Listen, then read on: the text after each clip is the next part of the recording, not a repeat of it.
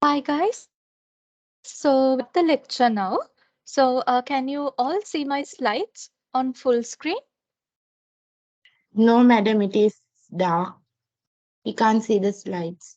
Oh, okay. Let's wait for a few seconds and see if it's fine or not.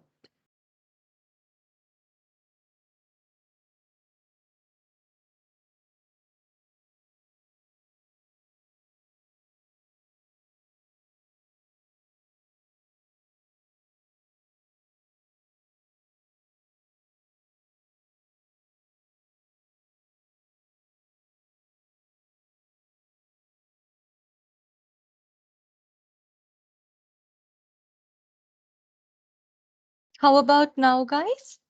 Is it still the same? Still the same, ma'am. Oh, okay. So can we do this? So when the slides are not on full screen, you guys can see, right? Yes, ma'am. Okay. So guys, can we yeah.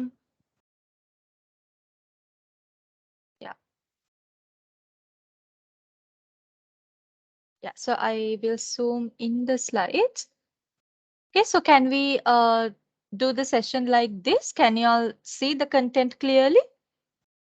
Yes, ma'am. We can see the content clearly. All right, okay, so then we can proceed like this. Huh?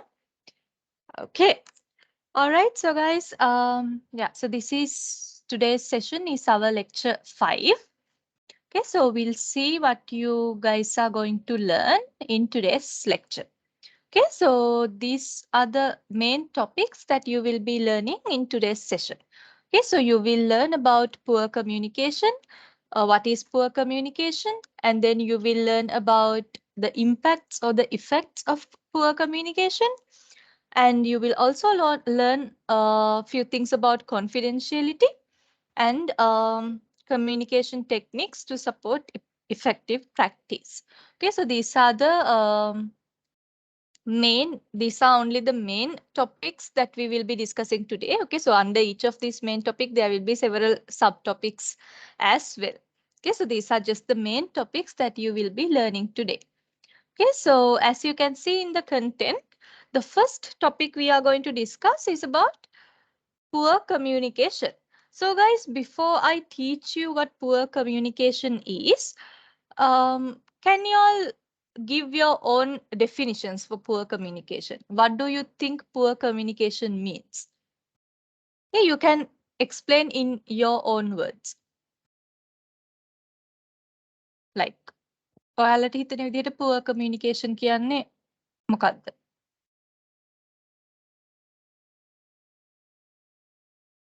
Patient can't understand. Mm-hmm. Okay, that's a really good answer, Danusha. Yes, when poor communication that's right. When poor communication happens, the other party or the other person will not be able to understand you. And what else? Can I get thoughts from others as well?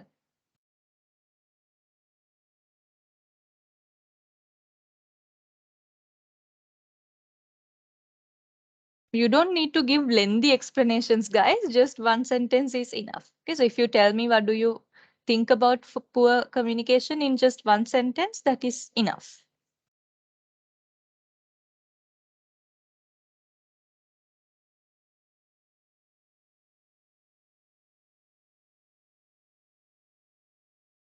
Oh, we got an answer from Met. Let me check the chat.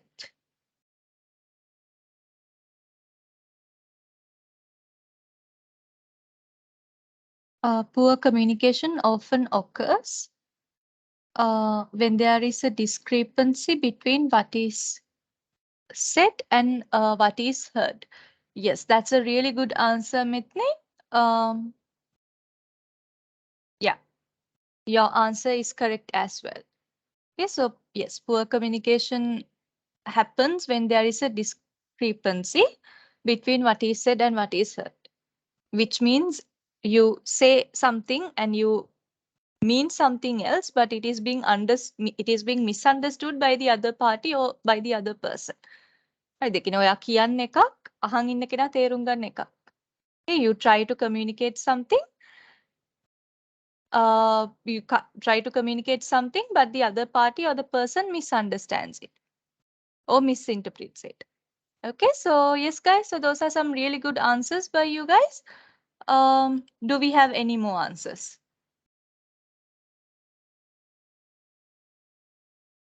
If you are hesitant to talk, you can type in the chat as well. But I encourage you to talk. Madam, Yes, Tilan.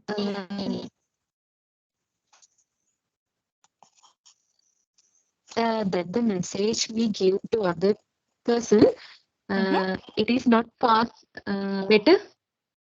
It is he is not get properly. Okay, once again, that's a really good answer, Tilani. Yes. Okay, so the message that we want to convey, when that message is not conveyed properly, like you said, the other party or the person will misunderstand it.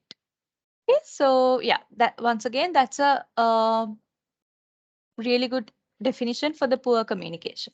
Okay, so we can actually take it as a reason for poor communication. The sender of the message not being able to send it properly.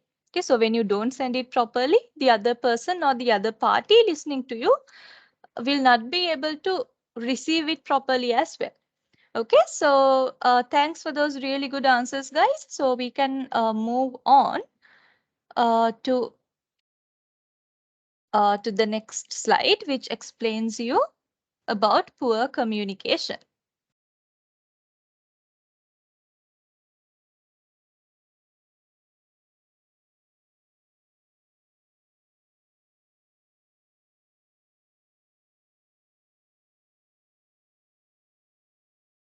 Okay, all right. Okay, so very simply, so you guys learned a lot about effective communication, right? In your previous lectures, in our first 4 lectures, you guys learned a lot about effective communication. Okay, so simply, poor communication is the opposite of effective communication. Okay, so you guys learned a lot about effective communication, the factors that you need for effective communication. How can you engage in effective communication? What are the benefits of effective communication? Likewise, you learned a lot about effective communication in our first 2 lectures. Okay, so poor communication is the exact opposite of effective communication. Okay, so whatever you learned about effective communication, the opposite of all those stuff happen in poor communication. Okay, so poor communication is simply the opposite of effective communication. Okay, so so let's look at the second point over here. Poor communication exists when the receiver assigns a different message to that which the sender wanted to convey. Okay, so that means in poor communication, what happens is the sender sender means the person who sends the message. Okay, so the sender sends a certain message and this message is interpreted or understood differently by the other person or the party that is listening to you. Okay, so you send a message. As the sender, you send a certain message, but this message is sort of misinterpreted or misunderstood by the other person or the party. Okay, so message එකකින් අපි mean කරන්න අවශ්‍ය දෙයක් තියෙනවනේ message එකකින්. Okay, so like we have a certain thing that we want to mean by a message, right? Okay, so this thing is not. So this thing that we want to mean through a message is not properly understood by the other person. ඒ කියන්නේ අපිට message එකකින් අදහස් කරන්න අවශ්‍ය දේ අහගෙන ඉන්න කෙනා හරියට තේරුම් ගන්නේ නැති වෙනවා. ඒක තමයි poor communication එකක වෙන්නේ. What you want to mean or what you want to deliver through a message is not properly understood or interpreted by the other person or the other party that is listening to you. Okay, so there will be a mismatch between the sender and the receiver. Okay, so this is what happens in poor communication. Okay, so this happens. Okay, so this poor communication happens when the message is inaccurate. Okay, so inaccurate means incorrect. Okay, when the message is incorrect, unclear, if the message is not clear. Okay, and lacks transparency if the message is not transparent, and um, inaccessible. Okay, so if the message is not accessible, also poor communication can happen. Okay, so poor communication happen when the message is inaccurate, unclear, lack transparency, and inaccessible. Okay, so an inconsistency is another reason for poor communication. Okay, so inconsistency means not being consistent. Okay, so because so like in this autumn diploma, we are not talking about just day-to-day communications, right? We are talking about communication in the health and social care sector. How the health and social care. So basically, you guys learn how the health and social care in this module. You learn how the health and social care workers are supposed to communicate with their patients or with their clients, right? So in our personal communications, in our personal life, sometimes it's fine if the communication is inconsistent. හරිද? ඒ කියන්නේ, for example, if we are catching up with one of our friends, හරිද? අපි කවුරු හරි යාළුවෙක් එක්ක communicate කරනවා නම් through text messages කියලා හිතන්නකෝ. So එතකොට it's nothing related to health and social care sector. So I'm giving you an example in the personal life. Okay. So if you are talking to a friend, if you are like, just say you are sending text, you are texting with that friend. Okay. So it's fine if your texting is inconsistent. ඒ කියන්නේ ඔයා හැමදා inconsistent කියන්නේ consistent නෑ කියන එක. ඒ කියන්නේ අර constant නෑ. හැමදාම වෙන එකක් නෙමෙයි. ඉඳලා හිටලා වෙනවා කියන එක inconsistency කියන්නේ. Okay, so like in such cases, it's fine if you are unable to text your friend every day, right? Because you can be busy with your studies, you can be busy with your job. Okay, so it's fine if your texting is inconsistent in that case.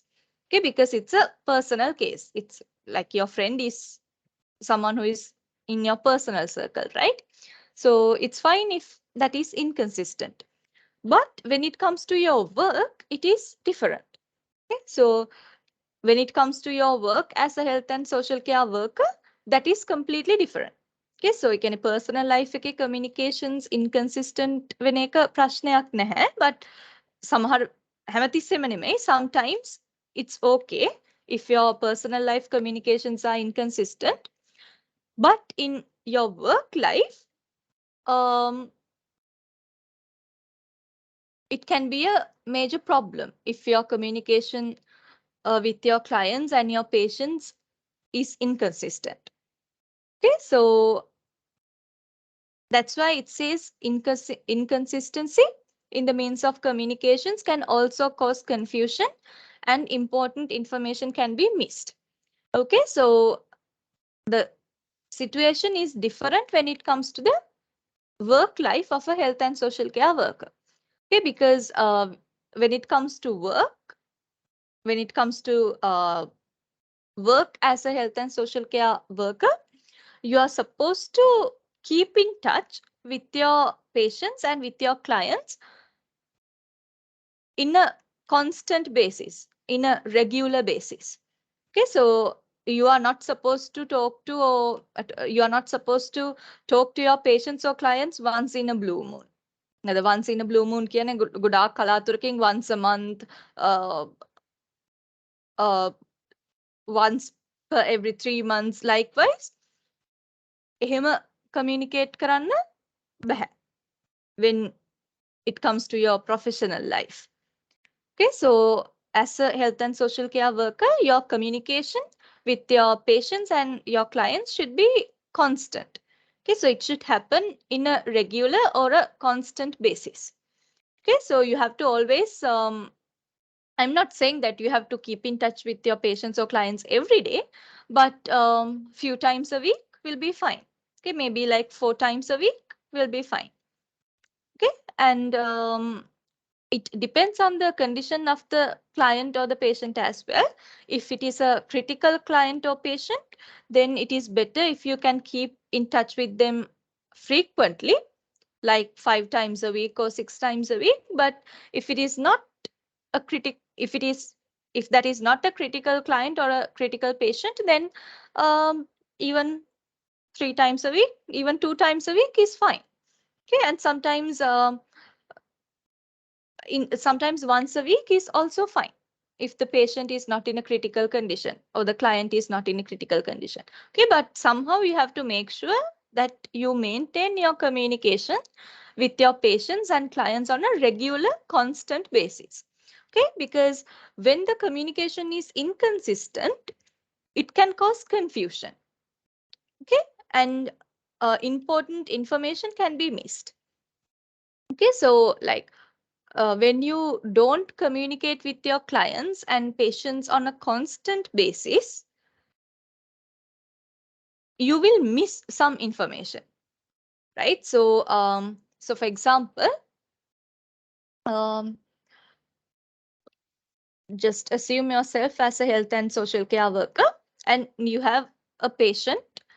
Um, you have a patient called A.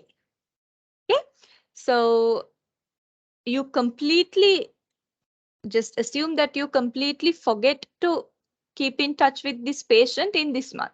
හරිද මේ මාසේ එයත් එක්ක කතා කරන්න ඔයාට අමතකම වෙලා යනවා for some reason you completely forget that you have to keep in touch with this person in this month. හරිද so you have been keeping in touch with this patient for all this time, but for some reason uh, you forget to meet or call or text this patient or the client in this month. නේද මේ මාසේ එක දවසක්වත් ඔයාලට call කරන්න එයාව ඒ patient or client ව contact කරගන්න සම්පූර්ණයෙන්ම අමතක වෙලා යනවා in this month.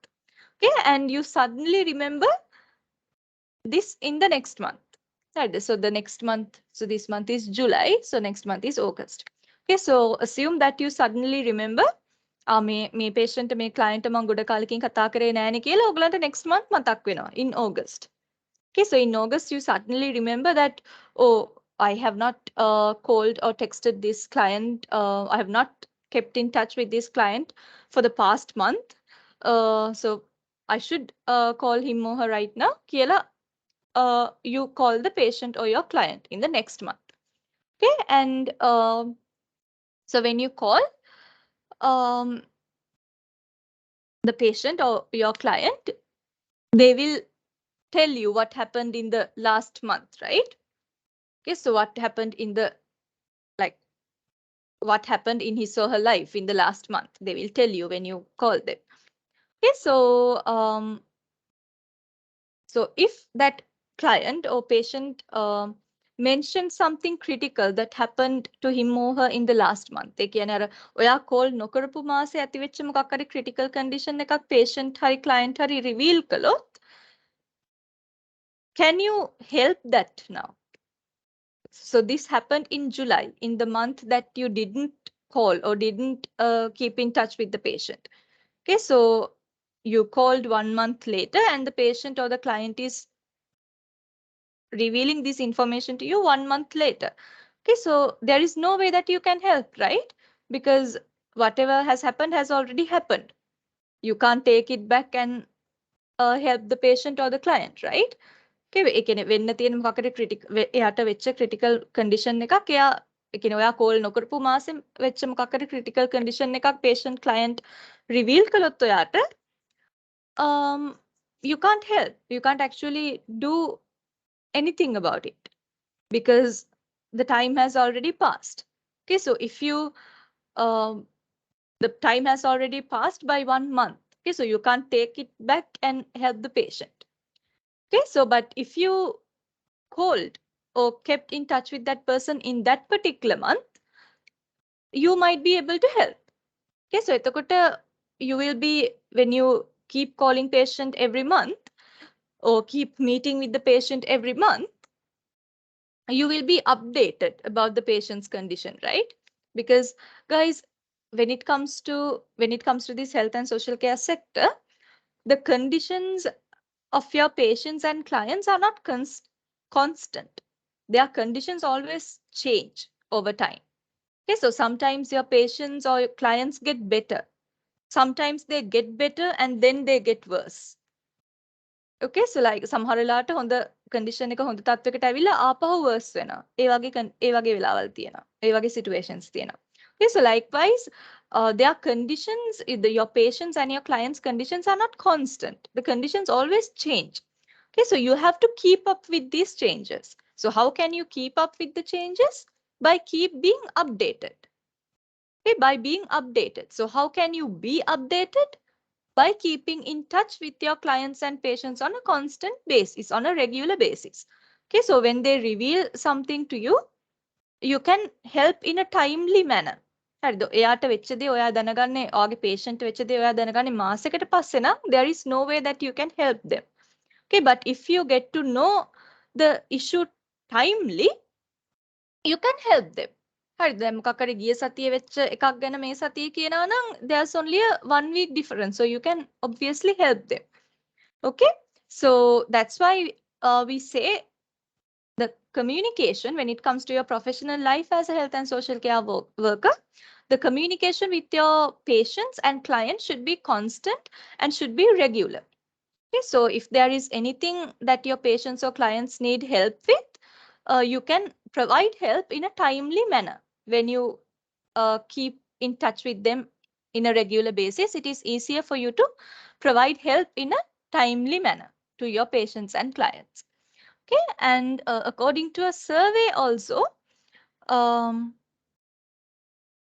they have found out that according to a survey done by National Health Service in England, okay, so they have the National Health Service England has found out that 70% of the problems or the issues lie in the healthcare sector is because of the poor communication.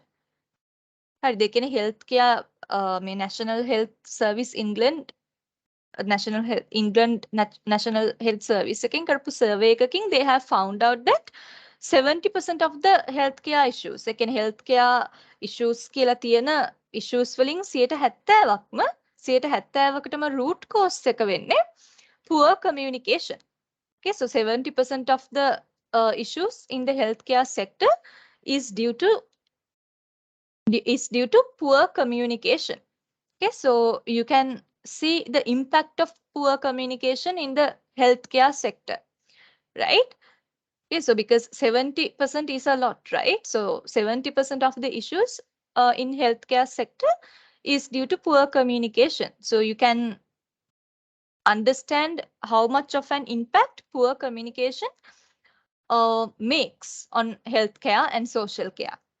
Okay, so yeah, so effective. So we have to always make sure that we um, do not engage in poor communication. Instead, we need to make sure that we engage in effective communication to ensure our patients or clients' safety.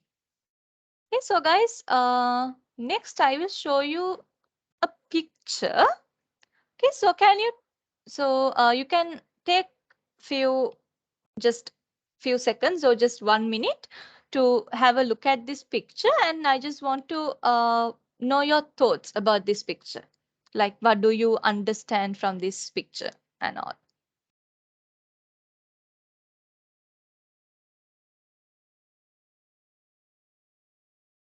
So I'll give you a few seconds.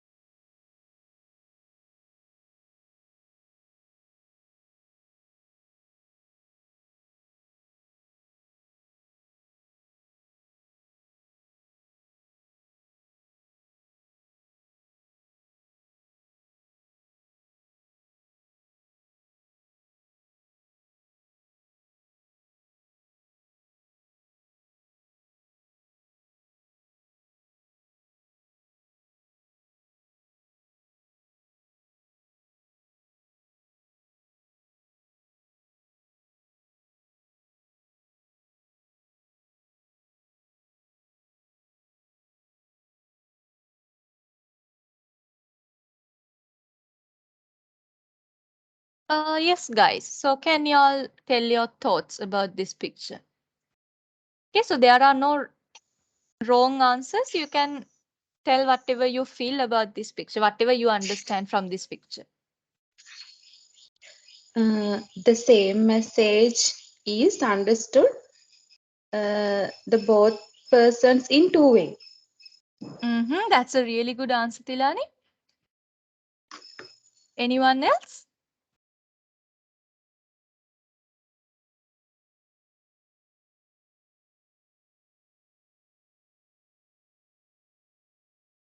So this is a question that you can answer very easily, guys, because there are no wrong answers.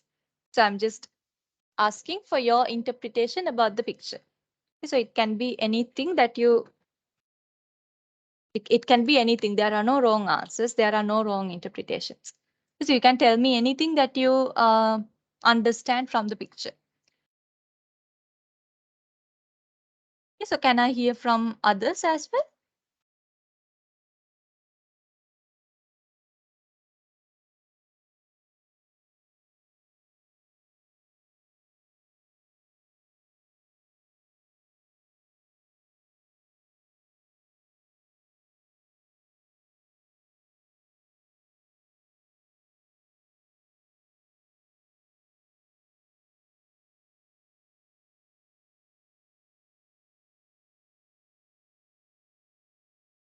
Yes, guys, can I hear from someone else as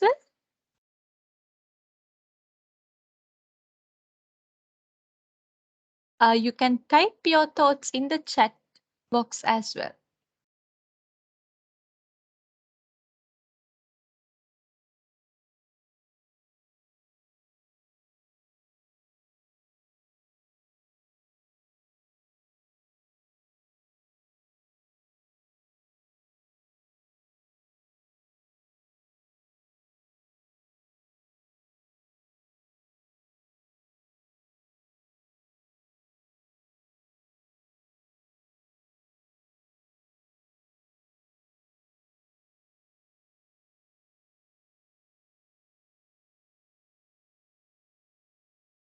Okay, so now I have to call your names and ask for the thoughts then. Okay, so all right, so who do we have in on top of the participant list? Let me check.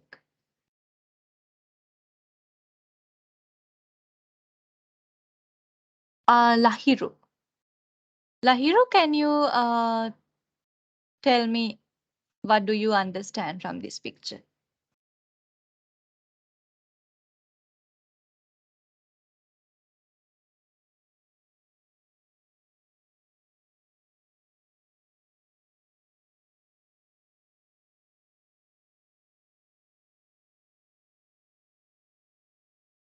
Lahiru, can you unmute yourself and tell me what do you understand from the picture?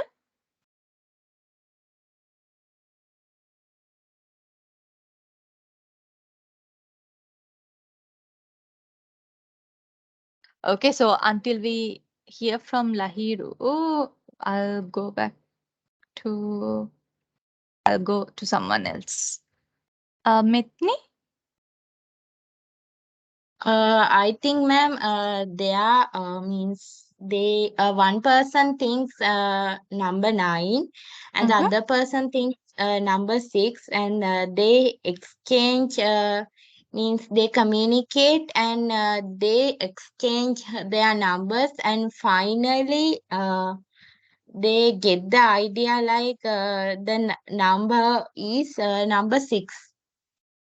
Mm-hmm. Okay, that's a really good answer, Mitni. Okay.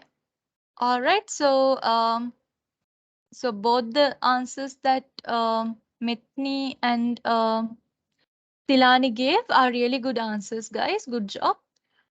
Okay, so here in this picture, um, so one person sees this number as number 9. Okay, so the person who is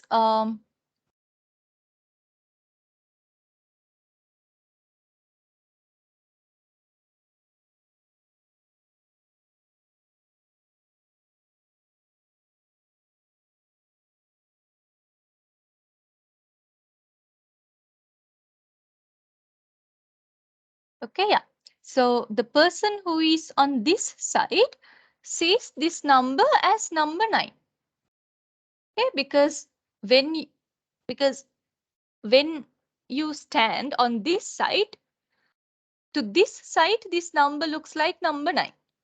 Okay, and the person over here sees this number as number 6. Because when you stand on this side, you see this number as number 6.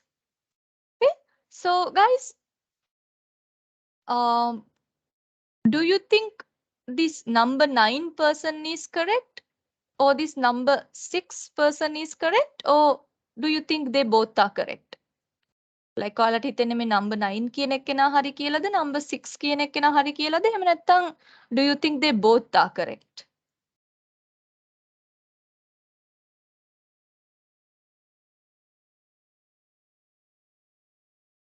Both are correct, madam, according to their understand.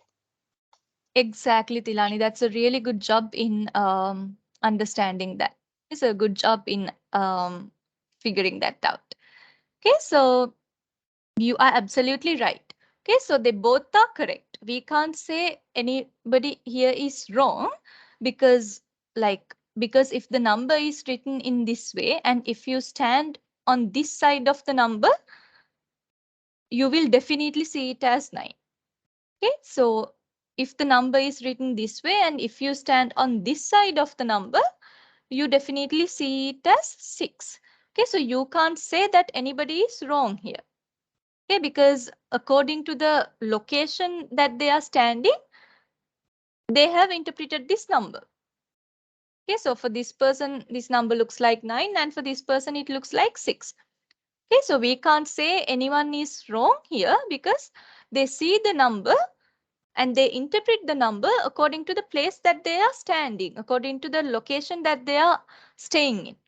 Okay, so like මේ දෙන්න විතරක් නෙමෙයි අපි උනත් if we stand on this side we will see it as 9, and if we stand on this side we will see the number as 6. Okay, so according to their perspectives, they both are correct. We can't say anybody is wrong over here. Okay, so according to their viewpoints, ඒගොල්ලෝ number එක weave කරන විදිහ අනුව they all are correct. Okay, so then මෙතන, so when you stand here, when you stand on, okay, yeah, when you stand on this side of the number, and if you interpret it as 9, it can be wrong. ඒ කියන්නේ මේ කෙනා කියනවා නම් මේක number 9 කියලා, එතකොට අපිට කියන්න පුළුවන් this can be wrong කියලා, because like when you stand on this side, you don't see this number as 9. You have to see it, you obviously see it as 6. Okay, so මේගොල්ලෝ මේ number එක දෙපැත්තේ හිටගෙන ඉන්න තැන අනුව ඒගොල්ලෝ හරියට number එක interpret කරලා තියෙනවා. Okay, so this person sees it as 9. This person sees it as 6. Okay, so they both are correct according to the location that they are standing in. According to their locations, according to their respective locations, they both are correct. Okay, so we can't say anybody is wrong here. Okay, so yeah. So guys, so this kind of situations can, so why do I show you this random picture under poor communication? Because I wanted to I wanted to teach you guys that this kind of situations can also lead to poor communication. Okay, because different people see the same thing in different ways, right? The same thing is interpreted by different people in different ways, according to their cultural beliefs, according to their attitudes, according to their viewpoints, according to their perspectives. Okay, so there can be several reasons like this: cultural backgrounds, religious beliefs, and perspectives about life, and ideologies, viewpoints. So due to these reasons, different people interpret same things in different ways. Okay, so you have to always respect as a health and social care worker and also as an individual in the society, you have to always respect these differences, and you have to always respect these differences and respect these different viewpoints. Okay, so then if you look at this picture also, these two people, so this person is saying it's 9, this person is saying it's 6, but they are not fighting, right? In this picture, like they have happy faces, as you can see in this picture. They are not fighting. හරිද? මෙයා නෑ නෑ ඔක number 6 නෙමෙයි කියලා මෙයාට බනින්න යන්නේවත්, මෙයා නෑ නෑ ඔක number 9 නෙමෙයි කියලා මෙයාත් එක්ක argue කරන්න යන්නේවත් නැහැ මෙතන. They both have happy faces. And they both engage in a happy conversation. They are not fighting with each other. Okay, so they respect each other's interpretations about this number without fighting or without arguing. Okay, so likewise, you need to always respect these different interpretations and different ideologies coming from different people. Okay, so if you don't respect those, then it can lead to poor communication. Okay, so if you start being aggressive about these differences, or if you start being judgmental about these differences, or if you start arguing with the other party about these differences, it can definitely lead to poor communication. Okay, and there are so many disadvantages and there are so many negative impacts that poor communication can cause on you as a professional. Okay, so this is why I put this picture, and I wanted you all to interpret this picture under poor communication. Okay, so to prevent poor communication, it is very important to respect everyone's ideologies, everyone's beliefs, opinions, and perspectives and viewpoints. Okay, so you have to give people the freedom to interpret the things in the way that they want. Okay, so now we can see how poor communication can happen in verbal communication, non-verbal communication, written communication, and formal communication. Okay, so first of all, we'll see how poor communication can happen in verbal communications. Okay, so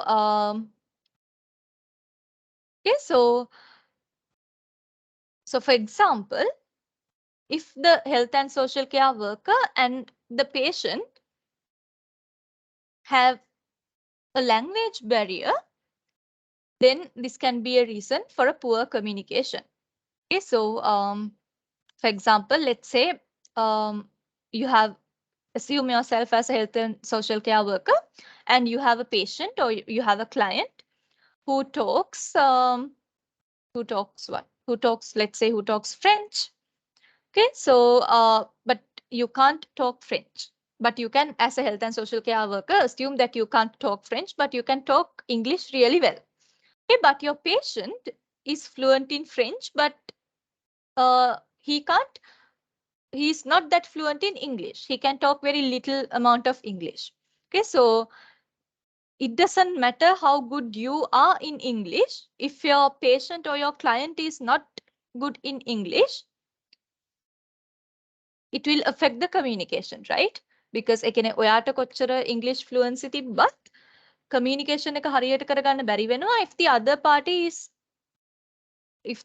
party also is not fluent in English as much as you are. හරිද? ඒ කියන්නේ තමන් communication is a two-way process now. It's not something communication, it's not something that you do by yourself, right? It's a two-way process. Okay, so no matter how fluent you are in English, if your patient or the client is not well equipped, well knowledge in English, it will affect the communication. Okay, so language barrier can be an obvious reason for communication. Okay, and sometimes even if the patient and the health and social care worker speak the same language, the message that the health and social care worker trying to send to the patient will be difficult to understand by the patient. ඒ කියන්නේ language barrier එකක් නැති වුණත්, even if there was no language barrier, sometimes the patient will struggle to understand what the health and social care worker is trying to say. The patient health and social care worker කියන්න උත්සාහ කරන message එක සමහරලාට නොතේරෙන්න පුළුවන්. Even if there is no language barrier, the patient will sometimes struggle to understand what the health and social care worker is trying to say or trying to tell. Okay, so this can be due to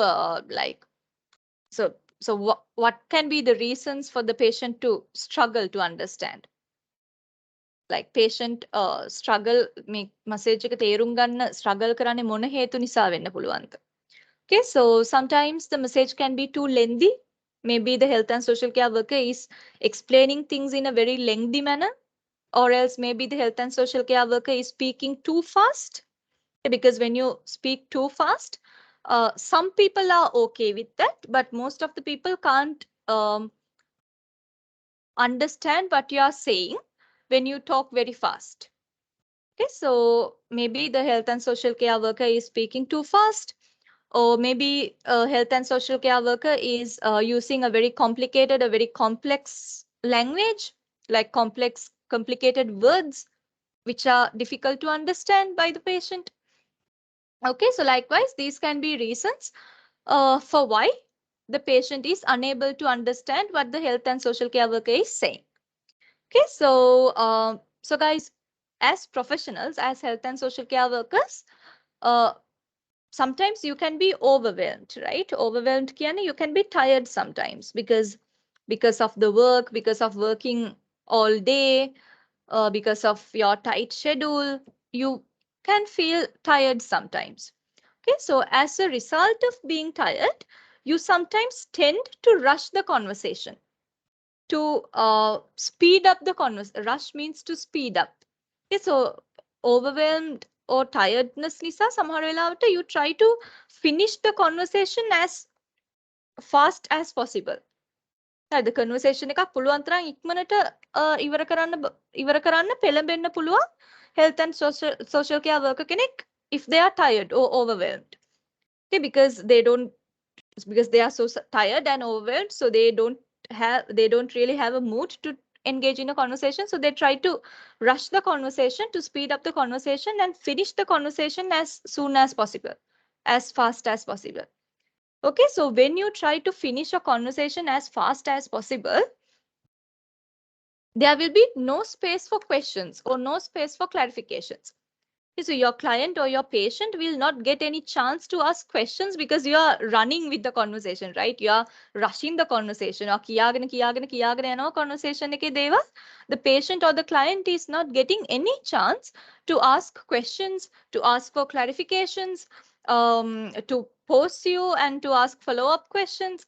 So likewise, your client is not getting any chance to do any of these things, to ask questions, to ask for clarifications. Client clarifications what questions what මුකුත් අහගන්න බැරි වෙනවා. Okay, so එතකොට it will definitely lead to poor communication. Okay, because communication is as I always say, communication is a two-way process. Communication is not about you. It's not about only you being the person who talks, right? In a communication process, there will be two parties involved or more than two parties involved. Okay, so all the people engaged in the communication should be allowed to talk and express themselves. Okay, so that is a characteristic of effective communication.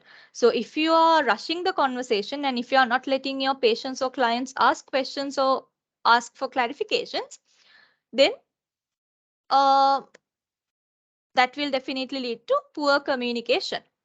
Okay, because the patient or the client can't ask questions. If they have any doubts, there is no room for clarifications.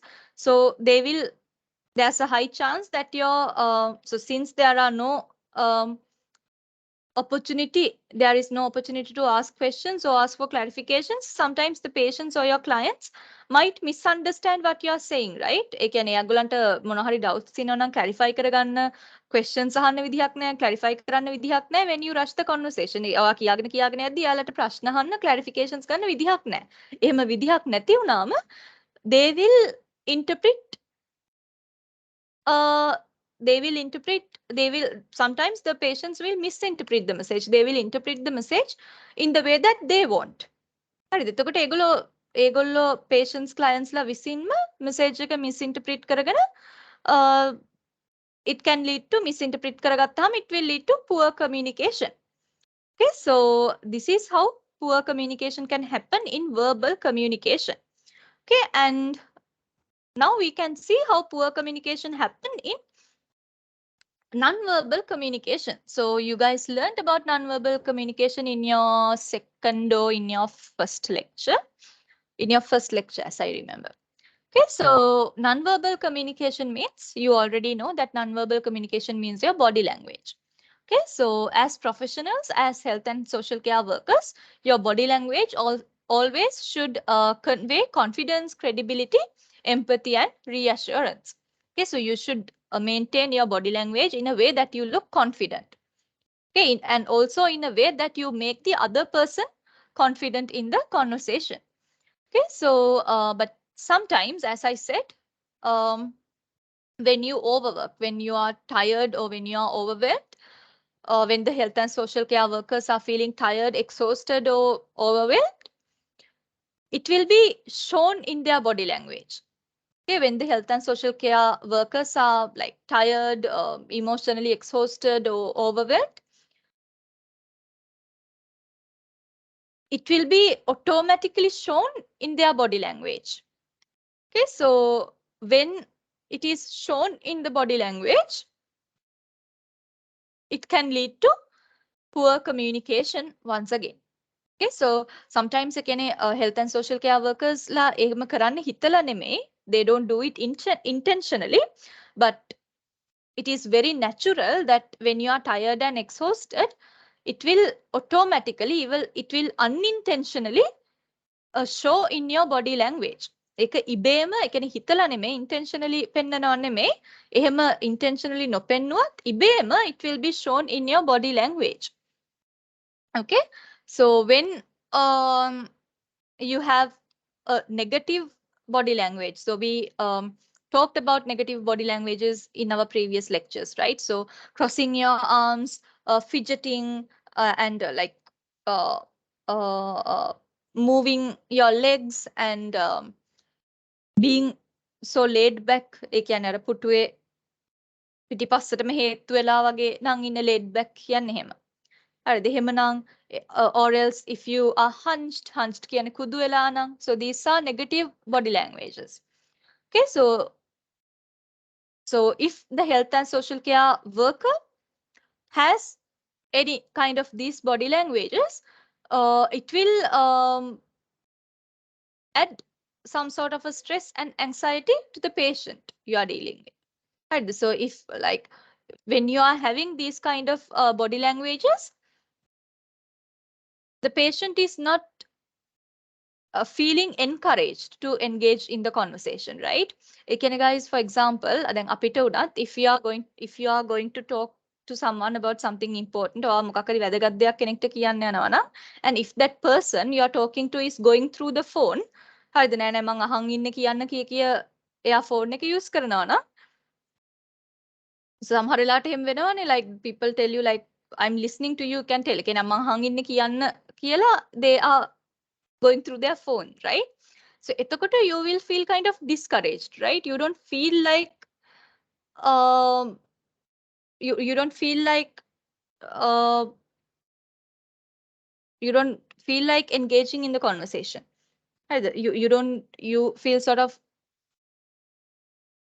disencouraged, and you don't feel like talking to that person, right? එහෙම කියද්දී අර disencourage වෙලා conversation එකක් තියාගන්න හිතෙන්නේ නැහැ. එහෙම දේවල්, එහෙම body languages අපි දකිද්දී. Okay, so the same thing applies to the patients as well. So when a negative sort of a body language is portrayed by the health and social care workers, the patients will feel discouraged. So they will not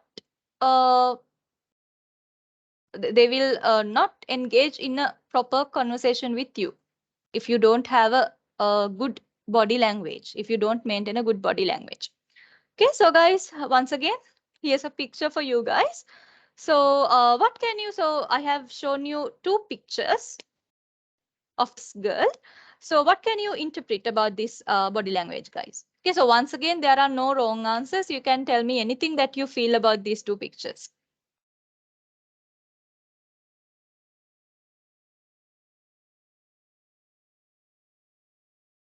What do you feel about these two pictures? About the body language of this girl?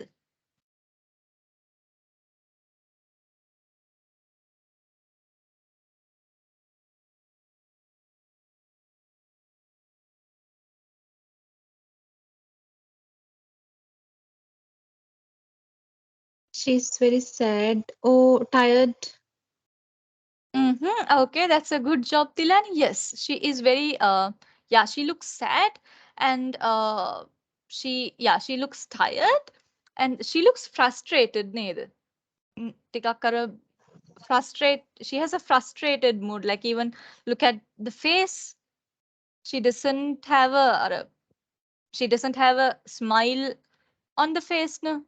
Like if you look at the face also, she looks very tired and she looks frustrated, right? So yeah, so this is how you can interpret the body language. So that's why I put this picture over here to interpret, to see if you can interpret a person's body language. Okay, so yeah, so we can say that she is tired, she is sad, and she looks kind of frustrated as well.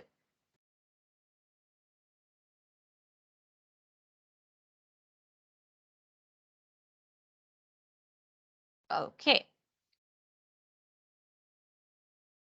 All right. So when a health and social care worker looks like this, හරිද? Health and social care worker ට තියෙන්නෙත් මේ වගේ body languages නම් the patients will feel discouraged to engage in the conversation. Okay, so these are negative body languages. No? So this type of body languages should not be maintained by health and social care workers because like the patients will clearly see that you are frustrated, angry, sad, or upset. Okay, so then when your patients feel Excuse that, me, ma'am. yes,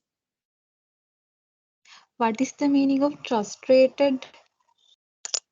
frustrated කියන්නේ තිලානේ disturbed වගේ. ඒ කියන්නේ අර නිකන් Okay, අර thank you. no worries තිලානේ. අර අපි කියනනේ අර සිංහලෙන් අපි කියන්නේ අර නුරුස්නා ගතිය කියලා. ඒ කියන්නේ අර කිසි දෙයක් අල්ලන්නේ හිතට අල්ලන්නේ වගේ හැම පුංචි දෙයකටම තරහ යනවා වගේ කියන්නේ. Okay, ma'am.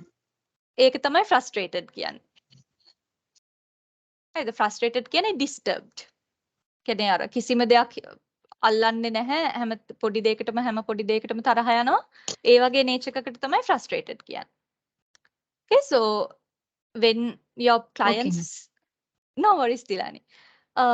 When your clients or your patients see that you are frustrated, they will feel encouraged to engage in the conversation. Okay, and now we can see how poor communication happen in written communication.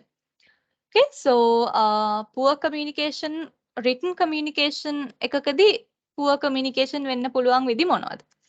Okay, so you guys already know what written communication is. So written communication means when you write something down to communicate. Okay, so it can be letters, it can be handwritten reports, it can be computerized typed reports, and it can be prescriptions. And what else? It can be, we already talked about letters, right? Yeah. And yeah, so likewise, it can be forms.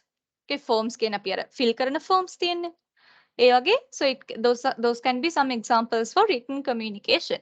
Okay, so written communications වල poor communication වෙන්න පුළුවන් if the message that you write is unclear.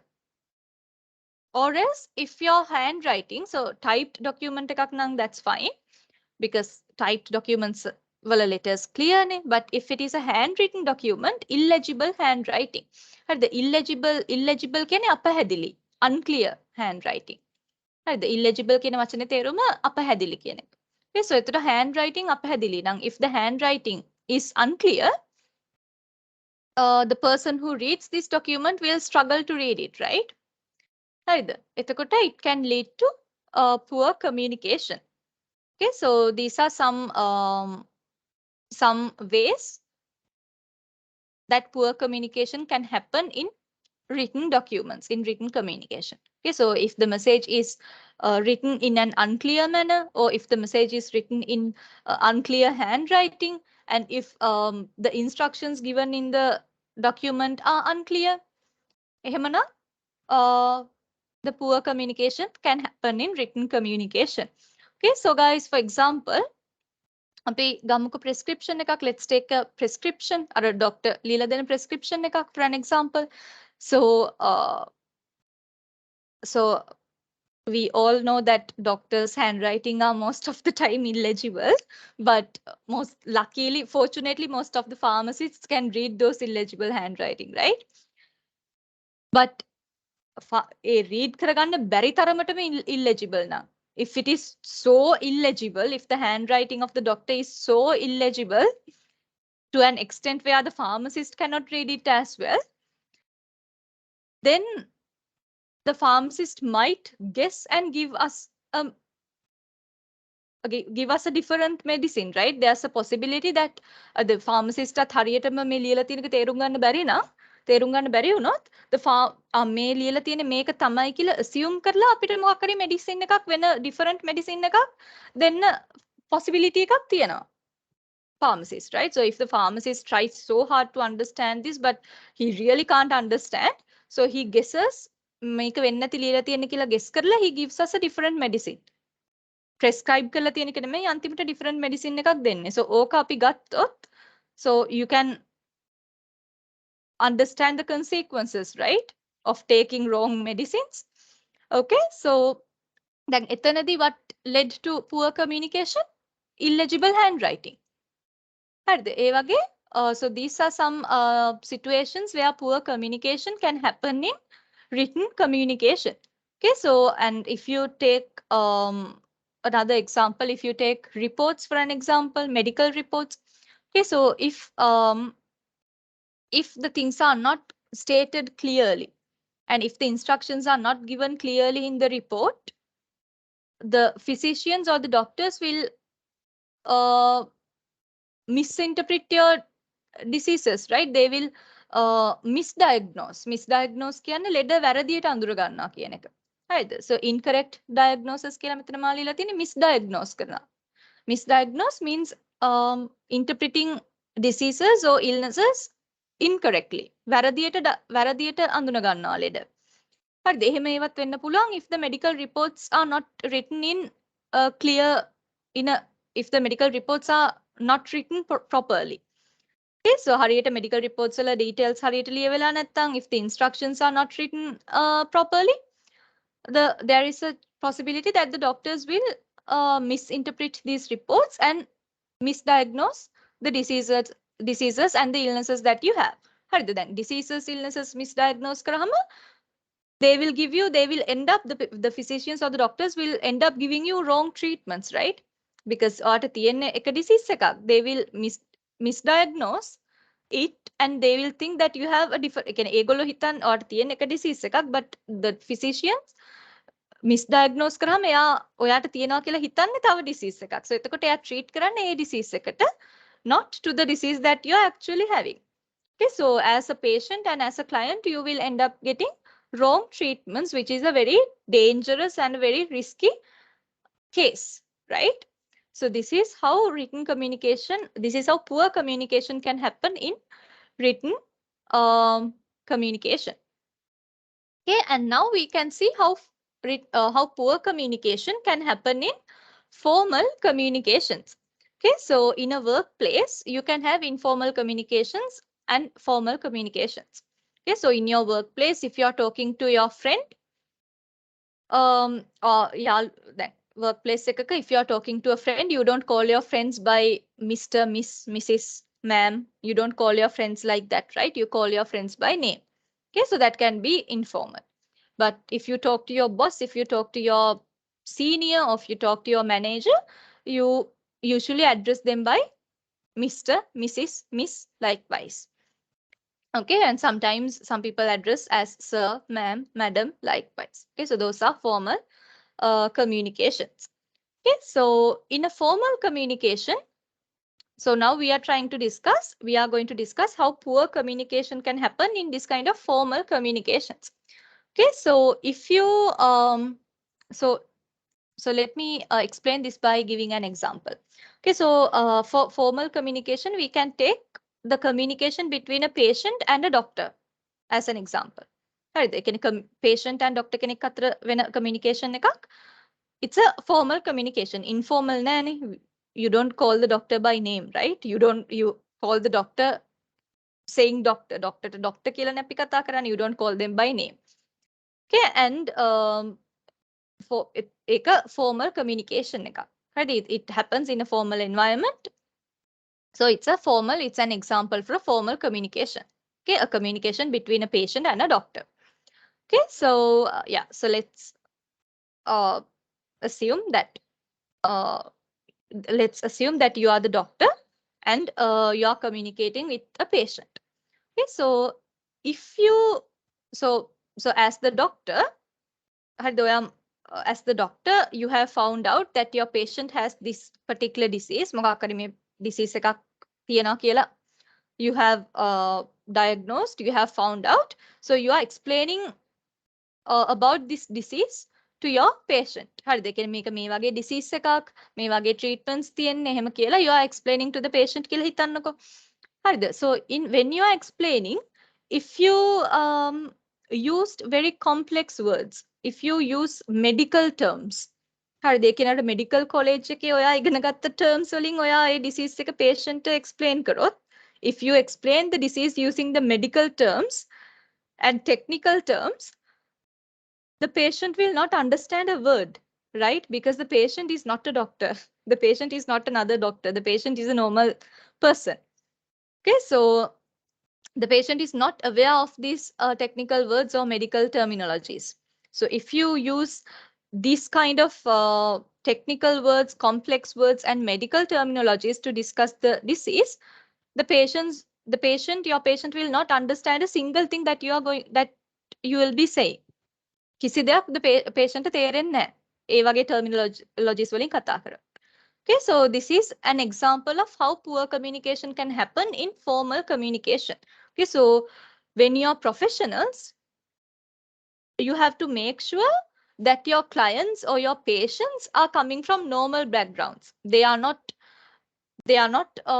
doctors, they are not medical professionals, they are not medical officers, they are just normal people. Okay, so they are not aware of these big words, big medical words and big technical words. So you have to always, as a professional, you have to always make sure that you use simple, clear terminologies, clear, simple, short and sweet words when you are explaining something to your patients or to your clients. Okay, so that they will be able to understand you. Okay, so now, so guys, so far, do you all have any questions? Do you guys have any doubts? Is there anything that you didn't understand so far? May වෙනකම් කරපු. I am clear. All right, okay. So what about others, guys?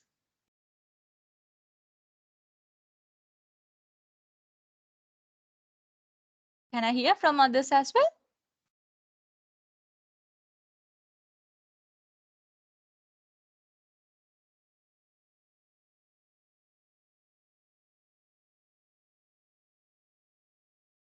Yes, guys, do you all have any doubts? No, ma'am. All right, okay. All right, so yeah, since it seems like you all don't have any doubts, we can move on to the next slide. Okay, so we discussed about poor communication, right? We discussed what is poor communication and how poor communication can happen in verbal, non-verbal, written and formal communications.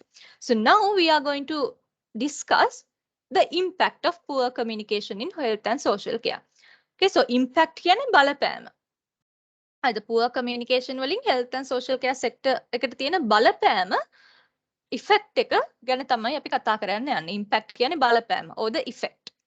Okay, so poor communication has lots of negative effects on health and social care.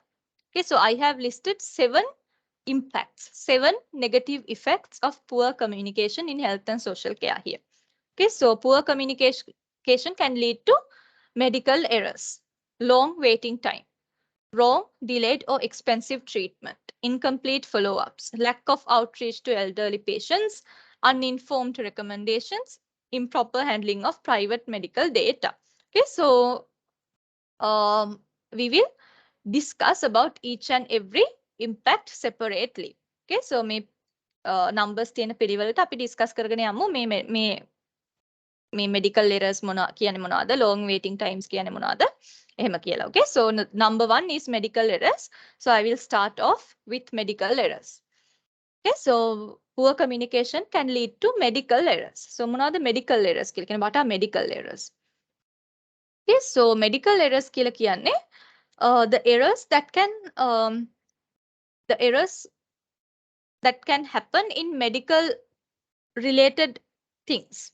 Right, the medical related things කිව්වහම it can be medical reports, it can be treatments, it can be operations, it can be surgeries, it can be medical procedures. Okay, so it can be anything related to medical sector. Okay, so medical errors are the errors or the problems or the mistakes that happen in medical related things. And the medical related things කිව්වහම, as I said earlier, it can be, these errors can happen in reports, these errors can happen in surgeries, these errors can happen in uh, procedures and operations, certain operations. Okay, so the errors can happen in any of these medical related things. Right. As well as prescription, madam. Exactly. That's a really who was it? Is it Mithni? Tilani, madam. Oh, Tilani. Yes, Tilani. That's a really good addition to what I said. Okay, so thank you for bringing that in. Okay, so you're absolutely right. Even the prescriptions. Okay, so prescription එකක් කියන්නේ it's a medical related thing. So and the errors that occur in prescriptions can also be considered as a type of medical error. Okay, so a really good addition to the content that I said. Okay, so yeah. Okay, so medical error. So now we'll see what is the cause for medical errors. Okay, so the main cause for medical errors, the main reason for medical errors is improper documentation. Okay, so හරියට දෙයක් document උනේ නැති වුණාම තමයි medical errors when the things are not documented properly, it can lead to medical errors. Okay, so like I said earlier, we were talking about reports, right? So if the instructions are not given clearly in the report, if the details are not written clearly in the report, the doctors or the medical officers will end up misdiagnosing the disease. Okay, so they will end up treating for a disease that you don't have. Okay, so they will end up treating for a different disease, a different disease that you don't have. Okay, so it is a medical error. Okay, and even Tilani said prescriptions. Okay, so that is absolutely right. So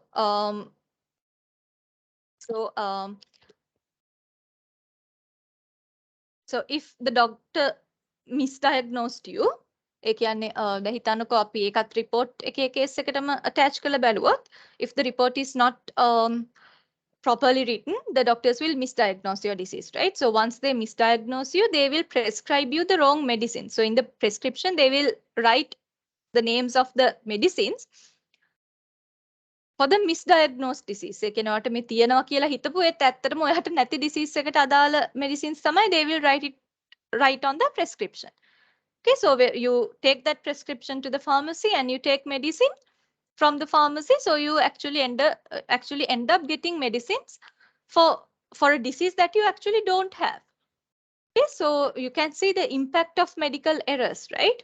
Okay, so this is how uh, poor communication in health and social care sector leads to medical errors. Okay, so we just discussed some examples of medical errors, how poor communication can happen in can cause medical errors. Okay, so so now we are moving to the second impact. Okay, so number 2, long waiting time. Okay, so guys, nowadays all of us are busy, right? Like all of us are living in a very busy world. Like we are constantly busy with something, right? With study, it can be studies, it can be personal matters, it can be your job. Okay, so like all of us are very busy. Okay, so since all of us are busy, we don't like to wait for things, right? ඒ කියන්නේ අපි අර අනවශ්‍ය විදිහට දේවල් වලට wait කරන්න අපි කවුරුත් කැමති නැහැ. Because we have a tight schedule, we have a busy schedule, so we don't like to wait unnecessarily and waste our time.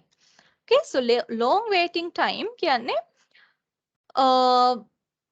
when your patients or clients have to wait for a long time to get something done, they will feel frustrated, they will feel annoyed.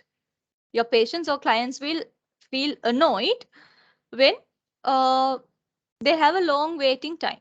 So I will explain this once again by giving an example. So you guys, I'm sure you guys know that when you are channeling a doctor, you can call the hospital and make the appointment over the phone, right? Over the phone එකේ අපිට over the phone appointment එකක් දාන්න පුළුවන්. So අපි appointment එකක් දාන්න කලින් we call the hospital and you mention the name of the doctor that you want to channel, and we ask when the doctor is available, on which days the doctor is coming to the hospital and at which times. හරිද? doctor hospital එකට එන දවස් සහ වෙලාවල් අපි එයාගෙන් අහනවානේ. හරිද? එතකොට the person will tell you ask that hospital එකෙන් call එක answer කරන කෙනාගෙන් you ask that person what are the days on which the doctor is coming to the hospital, and on each day at what time the doctor is coming to the hospital. මොන දවස්වල මොන වෙලාවල් වලට දෙන්නේ. Okay, so when you ask this question, they will, I'm sure you guys have experienced this, they will ask you to wait for a second, right? මොකද ඒගොල්ලෝ කටපාඩම් කරන්නේ නැහැනේ doctors ලා එන වෙලාවල්, so they need to look at their records and tell you the days and the times for your doctor. Okay, so ඒකට they have to access their records. හරිද? ඒගොල්ලෝ database එක බලලා database එක බලන්න පොඩි few seconds, they need few seconds to access their database and give you the details. හරිද? So එතකොට ඕක ගොඩක් වෙලාවට they within just 2-3 seconds, I mean not 2-3 seconds, like within just 5 seconds වලින් වගේ they tell you the details now. So they tell you okay ma'am, okay, so just give me a few seconds, and then after 4-5 seconds they tell you ඔයගේ doctor මේ දවස්වල එනවා මේ වෙලාවල වලට එන්න කියලා. They take maximum 4-5 seconds, right? They don't take much time usually. හරිද? දැන් ඕක assume කරන්නකෝ if they took like 10-15 minutes to access their database and get back to you. So they ask you to hold in the call එකේ ඉන්න කියලා ගිහිල්ලා they get back to you with the details after 15 minutes or after 10 minutes. So will that be okay with us? Will we be okay with that? No, right? We will definitely not be okay with that. neither to be on a call, to be on hold for 10-15 minutes, we will feel annoyed, right? Okay, so අන්න එක example එකක් long waiting time එකට. Waiting over the phone, long waiting time කියන guys, it doesn't have to always be physically waiting. හරිද? ඒ කියන්නේ කොහේ හරි ගිහිල්ලා physically එතන වාඩි වෙලා wait කරනවා කියන එකම නෙමෙයි. ඒකත් is an example for long waiting time, but if you are waiting on a call for a long period of for a long duration of time, that can be considered as an example for a long waiting time as well. Okay, so long waiting time doesn't have to be physical always, it can happen over the phone as well. Okay, so අර මං කිව්වා වගේ, if they get back to you with the details after 10-15 minutes, you will definitely feel annoyed, right? Because database එකක් access කරන්න ඇත්තට මෙච්චර වෙලාවක් යන්නේ නැහැනේ, so you will feel annoyed. So why this person can't do this a bit faster, right? ඒ විදිහට you will feel annoyed as a client or as a patient. Okay, so yeah, so this is the second impact of poor communication, long waiting time. Okay, so when there is a long waiting time, the patients or the clients feel frustrated or annoyed. Okay, and also they correlate this wait times with the quality of service. හරි, they can a long waiting time එක the patients or the clients always correlate the waiting time and the quality of service. Okay, so that means if the waiting time is too high, the quality of service is low.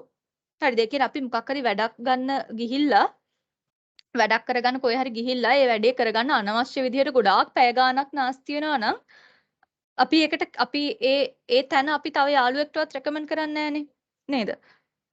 අපි කාටරි යාළුවෙක්ට කියද්දිත් කියන්නේ ආපෝ මං I went to that place and මගේ දවසම නාස්ති වෙනවා එතෙන්ට ගිහිල්ලා පැය ගාණක් ගියා මේ පොඩි වැඩක් කරගන්න ඔයා නම් යන්න මෙපා අපි එහෙම ඔයා නම් යන්න මෙපා ඒ තැනට I never recommend this place to you ඔහොමනේ අපි කියන්නේ, right? So that is the kind of feedback that we give if we had to wait for a long time. හරිද? එතකොට so that's why I said people always correlate waiting times with the quality of service. හරිද? ඒ කියන්නේ waiting, if the waiting time is high, waiting time එක ගොඩක් වැඩි නම්, if the waiting time is too high, the quality of service is low. The patients or the clients interpret high waiting times as a low quality service. Okay, so ඔය දෙක correlate කරනවා හැමතිස්සෙම clients ලා. If the waiting time with the waiting time and the quality of service. If the waiting time is high, the quality of service is low. Likewise. Okay, so this is the second impact of poor communication, long waiting time. Okay, and then the third impact, wrong, delayed or expensive treatment. So wrong treatments can we already discussed. We already discussed how the diseases can be misdiagnosed and how you will end up how you can end up getting wrong treatments for your diseases. That we already discussed. Okay, and let me explain a little bit about the expensive treatments. Okay, so as a health and social care provider, as a health and social care as a health and social care worker, when you provide treatments to your clients, there can be some expensive treatments, right? There can be treatments that costs a lot. Okay, so මේ වගේ expensive treatments දෙද්දී you have to be transparent about this cost to your patient. හරිද? ඒ කියන්නේ අපිට treatment එක මුලින් දීලා ඊට පස්සේ කියන්න බෑ this is the cost of the treatment, so you have to pay this now. එහෙම කියන්න බෑ. Okay, so as a health and social care worker, you have to be transparent and you have to be honest about the cost or the price of the treatments that you are providing to your patients. Okay, so when you are a health and social care worker, when you are handling a patient or a client, and if you need to provide a treatment to that patient or to that client, and if that treatment is expensive, you need to reveal this information to your patient. You need to tell your patient or your client that the treatment that I'm recommending can be a little expensive. ඒකත් expensive විතරක් කියලා කියන්න බෑ. You have to tell the exact cost.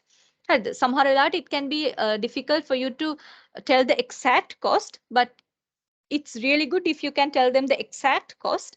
But if it is hard for you to tell the exact cost, you can tell a rough, is an estimated cost instead. Okay, that will be fine as well. හරියටම යන ගාන කියන්න බැරි නම් එහෙම කියන්න අමාරු නම් you can tell an estimated amount as well. Estimated cost එකක්, approximate cost එකක් කියන්නත් පුළුවන්. Okay, that is also fine. Okay, so කිසිම දෙයක් නොකිය ඉන්නවට වඩා estimated එකක් කියන එක it's way better. Okay, so yeah, so that's what I wanted to tell here. Okay, so when you are providing as a health care provider or as a social care provider, if you are providing if you have to provide an expensive treatment to your patients or clients, you need to tell them that so this is the treatment that I'm recommending, and this costs this much. Okay, so likewise you need to inform your patients or your clients about the cost before you provide the treatment. Okay, so because different patients, different clients come from different financial backgrounds, right? It can then kochchar expensive treatment එකක් වුණත් if the client is coming from a very strong financial background එකකින් එන client කෙනෙක් නම් they can handle it easily. They can pay that amount easily. But if the person, if the client's financial background is not that strong, එහෙම ලොකු strong financial background එකකින් එන කෙනෙක් නෙමෙයි නම්, the person, that client or that patient needs some time to arrange the money, right? මේ treatment එකට අවශ්‍ය cost එක arrange කරගන්න they need some time. So you have to respect that time and you have to give that time. You have to allow that time. You have to give that time to your patient or to your client to get prepared with the money. හරිද? මේ ඔක්කොටම prepare වෙන්නත් කොහොම prepare වෙන්න ඕන කෙනෙක්ට කාලයක් ඕනනේ prepare වෙන්න. So එතකොට you have to so that is why you need to always reveal the cost of treatments to your patients. හරිද? මොකද එතකොට when you reveal the cost to your patients, if the patients are coming from not so strong financial backgrounds, they will have enough time to arrange the money that they need. Okay, and the fourth impact, incomplete follow-ups. Okay, so so that's, so in the, I think you guys remember in the beginning, I told you that the communication as a health and social care worker, the communication should be constant, right? So constant කියලා මම මෙතන අදහස් කරේ මෙන්න මේක follow-ups. Okay, so follow-ups කියන්නේ when you following up with the person, when you keeping in touch with the person. Okay, so the patient's or the client journey, as mentioned in the first point here, the patient or the client journey is not a one-time experience, right? So when you are working in health and social care sector, patient කෙනෙක් or client කෙනෙක් ඔයාව approach කරන්නේ එක එක වෙලාවකට විතරක් නෙමෙයි. කියන්නේ they don't approach you for a single time experience, right? සමහර වෙලාවට once in a while you meet patients and clients only for just one time as well, but most of the time your patients and clients, you keep meeting your patients and clients. Okay, so the most of the time the patients and clients journey is not a one time experience, because your patients and clients keep visiting you, keep contacting you for a certain duration of time. Okay, so patients and client journey කියන්නේ අර එක්තරා duration එකකට යන process එකක්. Okay, so it is not a, it's not something that happens in just a single day or in just a single week.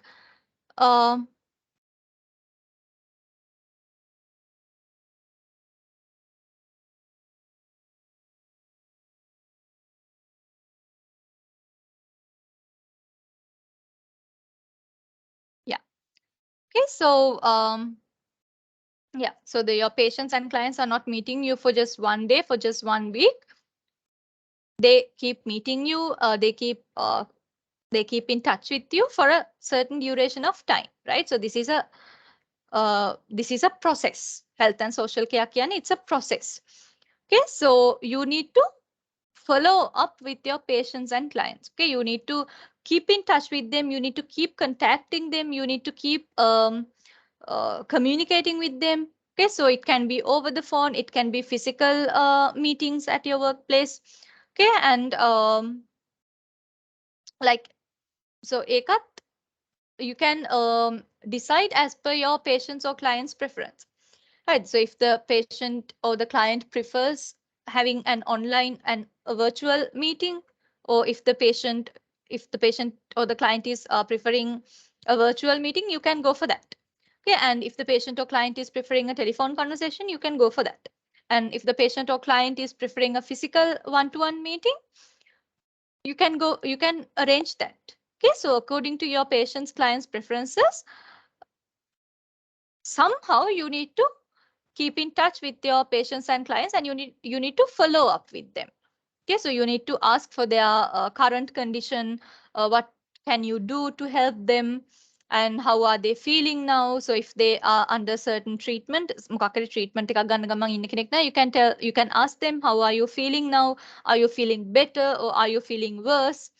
How can I help you? Is there anything that I can do for you? Likewise, you can ask follow-up questions from your patients and clients to keep in touch with them.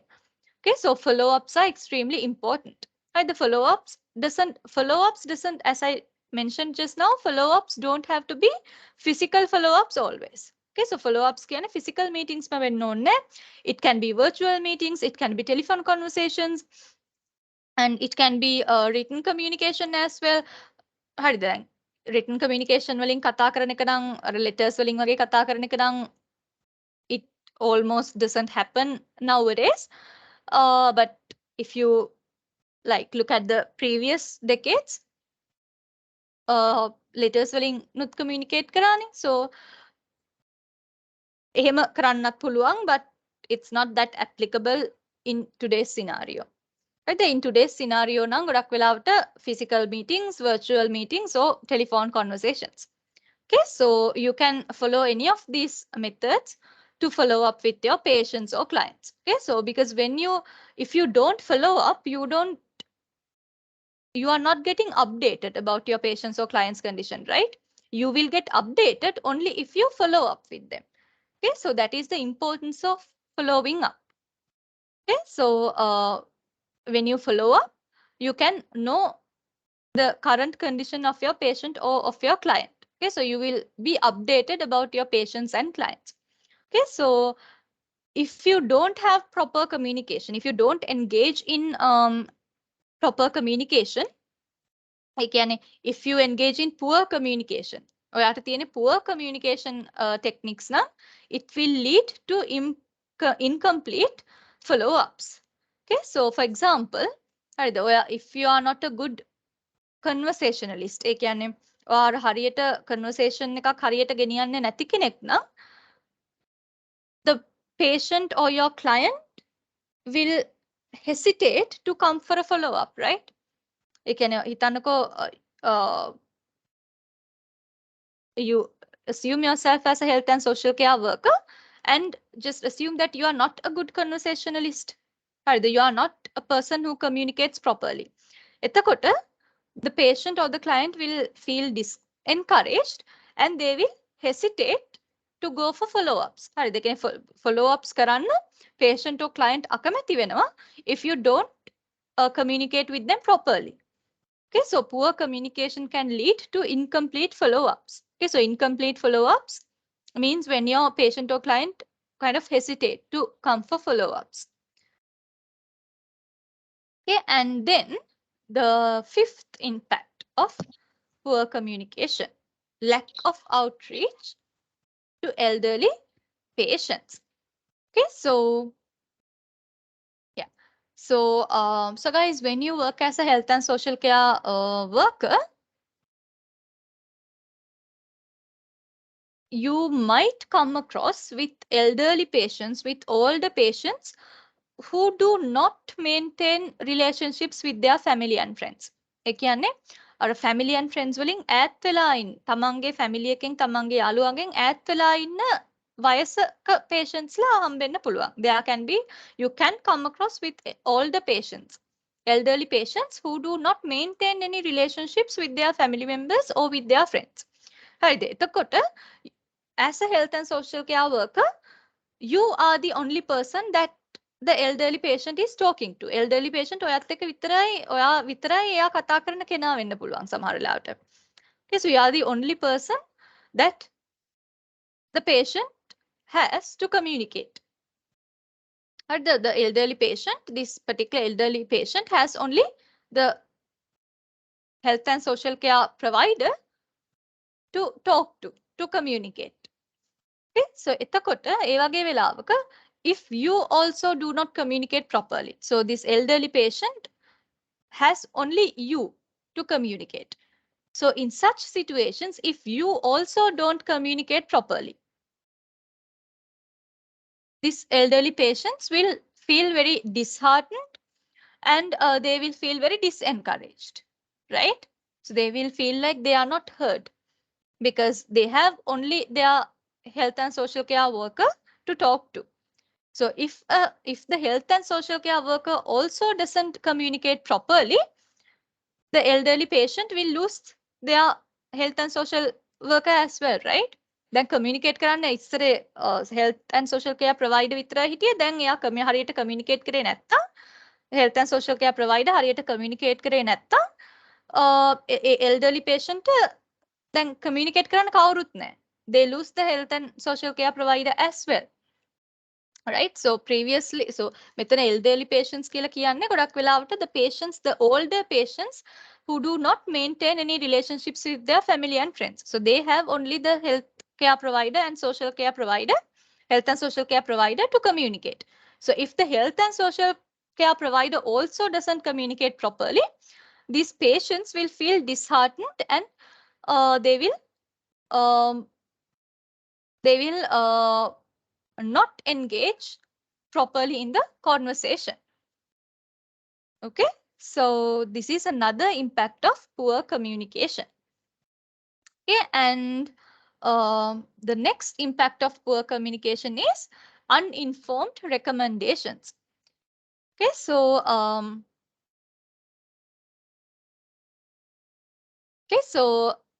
in the health and social care sector, you have lots of crucial information about your patients, right? You have your patients and clients crucial information. Crucial කියන්නේ important information. Okay, so yeah, so you need to make sure as a health and social care worker, you need to make sure that you share these patient data and client data appropriately with your staff. You have to make sure that you share this patient or client data correctly, appropriately among your staff so that your patients or clients can get correct treatment recommendations. Okay, so because if you keep this data, හරි දෙකේ ඔයාගේ patient or ඔයාගේ client ගේ data ඔයාගාව විතර නම් තියාගන්න. ඔයා share කරන්නේ නැත්තම්.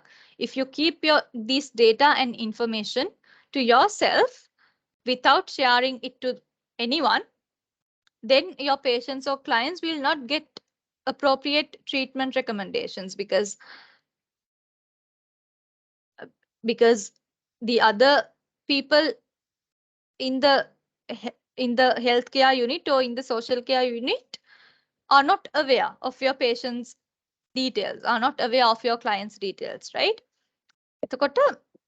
If you don't share those details with your staff, okay, so once again, guys, you are not supposed to share your patient details with everybody in the workplace. Okay, so that is completely wrong. If you share all the details with all the people in the workplace, that is wrong. But there are people who you are supposed to share information with. කියන්නේ ඒ information share කරන්න සුදුසු පුද්ගලයෝ ඉන්නවනේ. ඒගොල්ලොත් එක්ක you have to always share your patient and client details and their information to make sure that your patients and clients receive appropriate, correct treatment recommendations.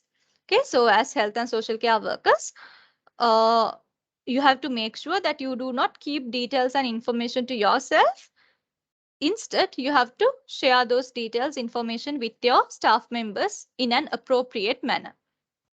Okay, and this is the last impact of poor communication, the improper handling of private medical data. Okay, so in the previous slide, um, we talked about sharing information, right? So here I used the word appropriately when I described you the content. Okay, so when you share patient or client data, you have to do it appropriately. You have to share this information in a correct manner, in an appropriate manner. Okay, so you are not supposed to share these details with each and everybody in the workplace.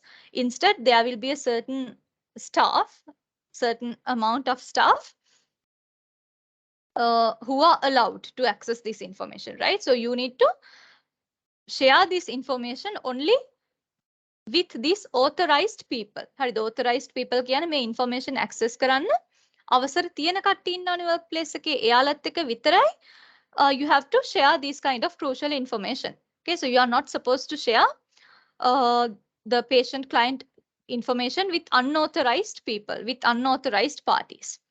Okay, so if you share information inappropriately with unauthorized people or unauthorized parties, that is called improper handling of private medical data. Okay, so if you share your patients or clients' medical data with unauthorized people, with the people who are not supposed to access those information, that is called improper handling of private medical data. Okay, so that is another impact of poor communication. Okay, so now we are going to talk a little bit about confidentiality. Okay, so guys, do you all have any questions so far? Are there any doubts? No, ma'am. All right. Okay. So guys, if you have any doubts, you can unmute yourself and ask, or else you can type in the chat. So I will respond. I will check the chat and respond. Okay. So guys, yeah. So we can move on to the next topic, confidentiality. Okay. So guys, before I tell you what confidentiality is, can you tell me your own understanding about confidentiality? What do you think confidentiality is?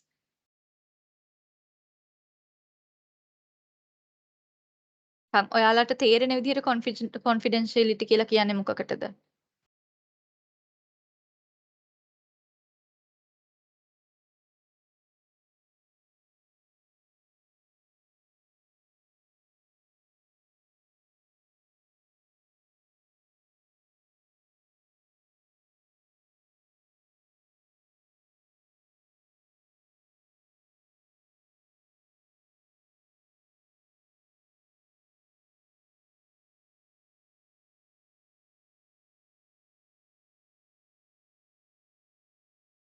Mhm. What do you think about the word confidentiality?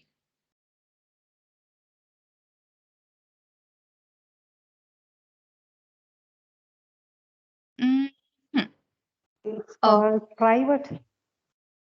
okay, that's a good answer, Danusha. And Mithni has typed in the chat as well. The state of keeping or being kept sacred or private. Okay, so once again, a good answer, Mithni. Okay, so now you will learn what is confidentiality. Okay, so yeah. So let's read the first sentence over here. Okay, so what is confidentiality? It is often misunderstood in that people think confidentiality is about keeping information secret.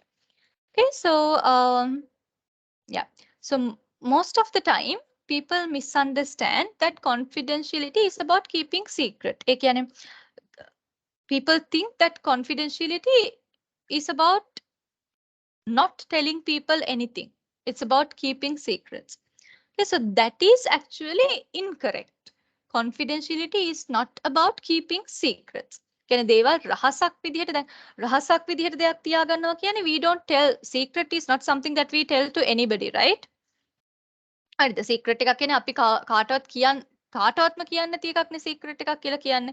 එතකොට මේ information secret එකක් විදිහට තියාගන්න. ඒ කියන්නේ reveal කරන්නෙම නැතුව තියාගන්න එකට නෙමෙයි confidentiality කියන්නේ. confidentiality කියන්නේ information එකක් කියන්නේ information එකක් අවශ්‍ය වෙලාවට විතරක් reveal කරන අනවශ්‍ය වෙලාවට reveal නොකර ඉන්න එකට තමයි confidentiality කියලා කියන්නේ.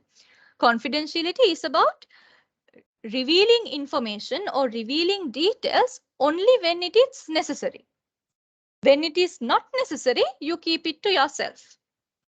Okay, so if you reveal certain information only when it's necessary, and if you keep it to yourself when it is not necessary, then it is called confidentiality. Okay, so confidentiality is about preserving information. Preserving information means keeping information to yourself when it is not necessary to reveal it.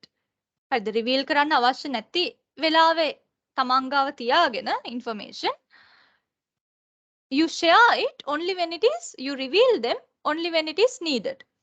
Okay, so ඒකට තමයි අපි confidentiality කියලා කියන්නේ. Confidentiality is about preserving information within a service and sharing it only on a need to know basis. Okay, so මේ sentence එකේ තේරුම තමයි confidentiality is about revealing information only when it is required, only when it is needed. When it is not needed, when it is not required, you preserve this information for yourself. You keep this information to yourself. Okay, so that's about confidentiality. Okay, so confidentiality is extremely important for people to trust the professionals and to trust the service that they are receiving. Okay, so as a health and social care worker, it is very important for you to maintain confidentiality so that your patients and clients will trust you and will trust your workplace as well if you maintain confidentiality. Okay, so guys, here I have given you a small example. Okay, so yeah, so there is this pink person and the blue person. Okay, so the blue person is saying to the pink person, banks. So this is an example for confidentiality. Okay, so banks must protect your personal information, but they may be required to release it if required by law. හරිද? So this is a really good example for confidentiality. Banks. Okay, so the banks should definitely protect your personal information. Okay, so banks always protect your personal information. But if there is a legal matter, if it was required by law, if it was required legally, the banks will reveal those information. හරිද? ඒ කියන්නේ legal matter එකක් වුණොත් banks වලින් reveal කරනවා information, otherwise they don't. ඒ කියන්නේ අවශ්‍ය වෙලාවට විතරයි banks වලින් information reveal කරන්නේ. Banks will reveal your personal information only if it was required by law, only if it was required legally. Unless otherwise, they will protect your personal information. Okay, so they reveal information only when it is necessary. So this is a really good example for confidentiality. Okay, so as a health and social care worker, you need to have a really good idea about confidentiality. Okay, so you need to be able to explain the idea of confidentiality to the people you are working with. And you need to understand your boundaries in the confidentiality, what you are supposed to share and what you are not supposed to share. Likewise, you need to understand your own boundaries. And at the same time, you need to adhere, you need to obey the rules and regulations implemented by your workplace as well. Okay, so the confidentiality ගත්තාම different workplaces have different policies and procedures around confidentiality. ඒ කියන්නේ workplace එකේ confidentiality secure කරන්න workplace එකෙන් දාපු policies and procedures තියෙනවා. Okay, so as a health and social care worker, you need to make sure that you adhere to these policies and procedures around confidentiality implemented by your own workplace. At the workplace එකේ confidentiality සම්බන්ධ තියෙන policies and procedures වලට adhere වෙන්නත් you have to adhere වෙන්නත් ඕනේ as a health and social care worker. Okay, so you should always know when you are sharing information, you have to always know, you should always know what information you are going to share, who you are sharing information with, and why are you sharing information. What are the information you are sharing, who you are sharing information with, and what is the reason why you are sharing information. Okay, so confidentiality is not something restricted to your workplace. It is something that you can practice in your day-to-day life as well. Okay, so so this is how you can maintain confidentiality in day-to-day communication. Okay, so you have to maintain confidentiality in written communications, in when you are storing written records, and when you are storing written records, if you are storing any confidential documents, you can put them in the cabinets that can be locked. Okay, so lock කරන්න පුළුවන් cabinets වලට දාන්න පුළුවන් if you are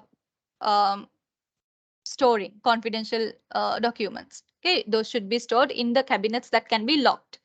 හරිද? එහෙම නැත්නම් if you are storing this information on a computerized database, you can use some sort of a protection to that database. It can be password protection. Likewise, okay, you can assign a certain password to that database, so only the people who know the password can access that database. Likewise, okay, and you have to maintain confidentiality in the way buildings and care environments are accessed and organized. Okay, so when it comes to the health and social care sector, the workplaces that provide health and social care services should have an environment that can assure confidentiality. Okay, so for sometimes the patients or the clients prefer to communicate things that are personal, right? So they will not, the patients or the clients will not feel comfortable if they have to reveal their personal things in an open environment. Okay, so open environment එකක they will feel sort of disencouraged to reveal those information. So එතකොට you can have separate areas, separate covered like undisturbed areas to engage in those kind of personal one-to-one conversations with your patients and clients. Okay, so the environment should be arranged in a way that it protects confidentiality. Okay, and you have to maintain confidentiality in your verbal communications.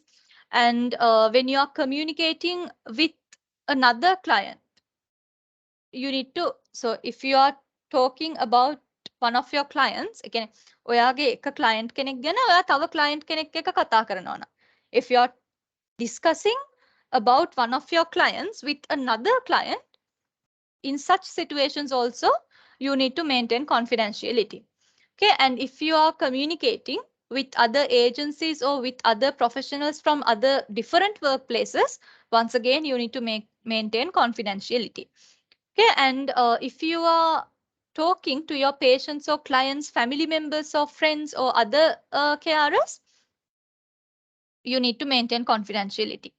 Okay, and when you are communicating about your clients with your own friends or with your own family members, once again, you need to maintain confidentiality.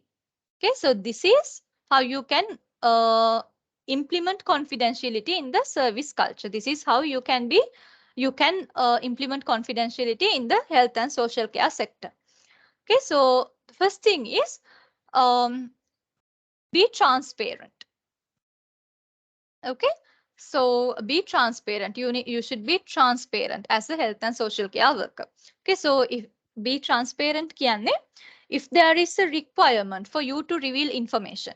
Right, so හිතන්නකෝ, so you are in a position, හරිද, you are in a situation where හිතන්නකෝ there's a legal matter කියලා. හරිද, එතකොට you are in a situation where you have to reveal information about a certain client of yours. හරිද, එතකොට you have to be transparent and tell this to your client. Okay, so you have to tell this to your client. So this is the situation. There is a legal situation. So I'm sorry, I have no other option. I have to reveal information about you. Okay, so and you have to be very specific and clear as well. Okay, so you can tell them what information you are going to reveal. හරිද? මොන වගේ information ද ඔයා reveal කරන්න යන්නේ යා ගැන. Okay, so likewise, you have to be very transparent and you have to be openly discuss this with your client. Okay, so you can tell what kind of informations you will be revealing. Okay, and yeah, what kind of information that you will not be revealing. Likewise, you have to have a transparent and open discussion with your client. Okay, and you should act as a role model. Okay, so as a health and social care worker, you should never gossip about your clients or patients. You should never make jokes. You should never make fun of your patients or clients. Those are really, really bad practices. Okay, so you should, as a health and social care worker, you should never do this kind of stuff. Okay, so you should act as a role model to your clients and to your patients. Okay, so you should be someone that the clients and patients look up to. Okay, and also you should follow the policies. Okay, so there is an act called Data Protection Act made in 1998. Okay, and other than, so these acts are the policies made by the government of the country, right? May Data Protection Acts කියලා කියන්නේ the policies, the guidelines, the policies made by the government of the country. Right. So මේවා ඇරුණු කොට, in addition to these kind of governmental acts, there are policies and guidelines which are specific to your workplace as well.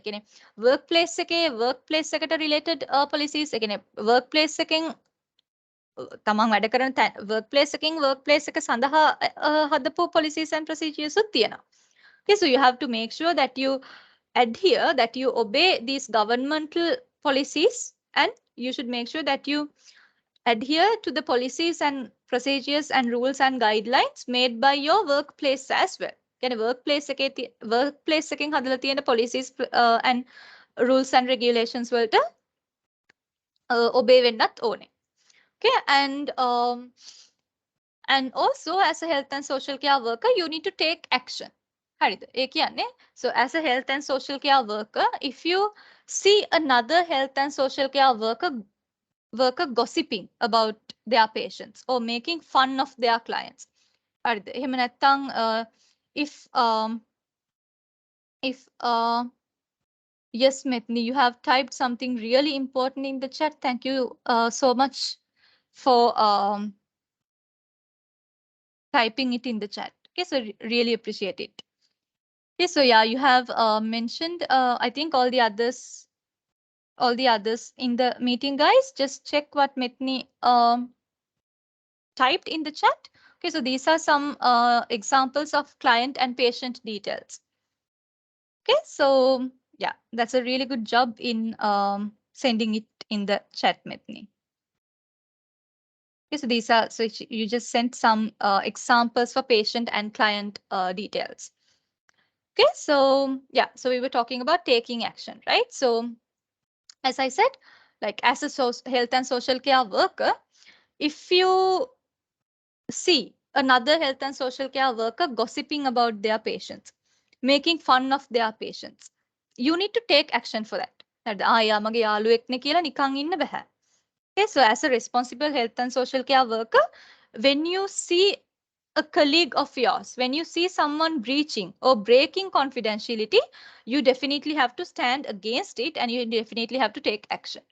Okay, so you can talk to your manager, you can inform this to your manager, or you can inform this to your supervisor. Okay, so you can take any of these actions. Okay, you have to make sure that you take some sort of an action whenever you see people at your workplace breaking or breaching confidentiality. Okay, and then you should also ensure the security of information. So like I said, if you are storing confidential documents, you need to make sure that you store them in lockable cabinets. And if you store them in a computerized database, you can go for options like password protection. So only the people who have the password can access it. The other people can't. Okay. So yeah. So guys, now we are discussing about understanding and working with the dilemmas and tensions created by confidentiality requirements. So guys, these confidentiality requirements can be sort of what do you say? Can be sometimes these confidentiality requirements can be stressful for the health and social care workers. ඒ කියන්නේ මේ confidentiality කියන topic එක සමහර වෙලාවට health and social care workers ලට හරිම stressful topic එකක් වෙන්න පුළුවන්. Okay, so dilemmas, you already know what tension means, right? Tension කියන්නේ stress එකනේ. So you already know what tension means. Dilemmas කියන්නේ problems. Okay, so now we will discuss how health and social care workers can understand and work with the dilemmas and tensions created by confidentiality requirements. Okay, so how health and social care workers can manage the dilemmas, the problems, and the tensions and the stress created by confidentiality requirements. Okay, so the first thing is check. Okay, so you have to always check with your patients and clients to know how they are feeling. Okay, so you have to always maintain your observations and you have to keep checking with the person, with the patient or the client on how they are feeling. Okay, so you have to do this without investigating. Investigating can asking lots of questions. අර court එකේ ප්‍රශ්න අහනවා වගේ investigations කියන්නේ අන්න ඒ වගේ එකකට when you ask lots of questions. Okay, because when you ask lots and lots of questions, the patient or the client will feel tired as well. Okay, so you have to keep checking your patient's condition or your client's condition without investigating them. Okay, so without making them feel tired. Okay, and the next thing you have to do is, as a health and social care worker, you have to record. Okay, so you can manually record on a piece of paper, or else you can record it in a computerized manner. You can record details electronically කියන්නේ in a computerized manner in the computer, or you can record the details manually in a piece of paper. You can write them down. Okay, and report. Okay, so you cannot keep something to yourself if someone is being harmed by another person. Like I said before, if one of your colleagues is gossiping about a patient, is making fun of a patient, you can't keep that to yourself. You need to immediately report this to your managers or to your supervisors. Okay, so you have to make sure that you, as a health and social care worker, you report incidents in a timely manner. In a timely manner. ඒ කියන්නේ if something happened in if something happens in July, you should not report it in August or in September. Okay, so you should report it immediately. Had the timely කියන්නේ අර timely කියන්නේ අර කල් ගන්නෙ නැතුව හරි වෙලාවට දෙයක් කරනවට තමයි timely කියලා කියන්නේ. Okay, so you have to, when you report, you need to make sure that you report in a timely manner. Okay, and explain. Okay, so when, like I explained you, like I taught you earlier, when you are in a situation to reveal information. So if you are health and social care worker, and if you are in a situation where you have to reveal information about your client or about your patient, you need to explain this to your client or to your patient. Okay, so you need to explain what you are doing, what you are going to reveal, and why you are doing it, why you are revealing this information, what will happen next. Once I reveal the information, what will happen next? Okay, so and who are there to support you. So once I reveal information, once your information is revealed, who will be there to support you? Okay, so likewise, you have to explain all these things very clearly in detail to your patient or to your client if you are in a situation to reveal their information due to a legal matter or any sort of a matter. Okay, so guys, yeah. So this is a case study over here.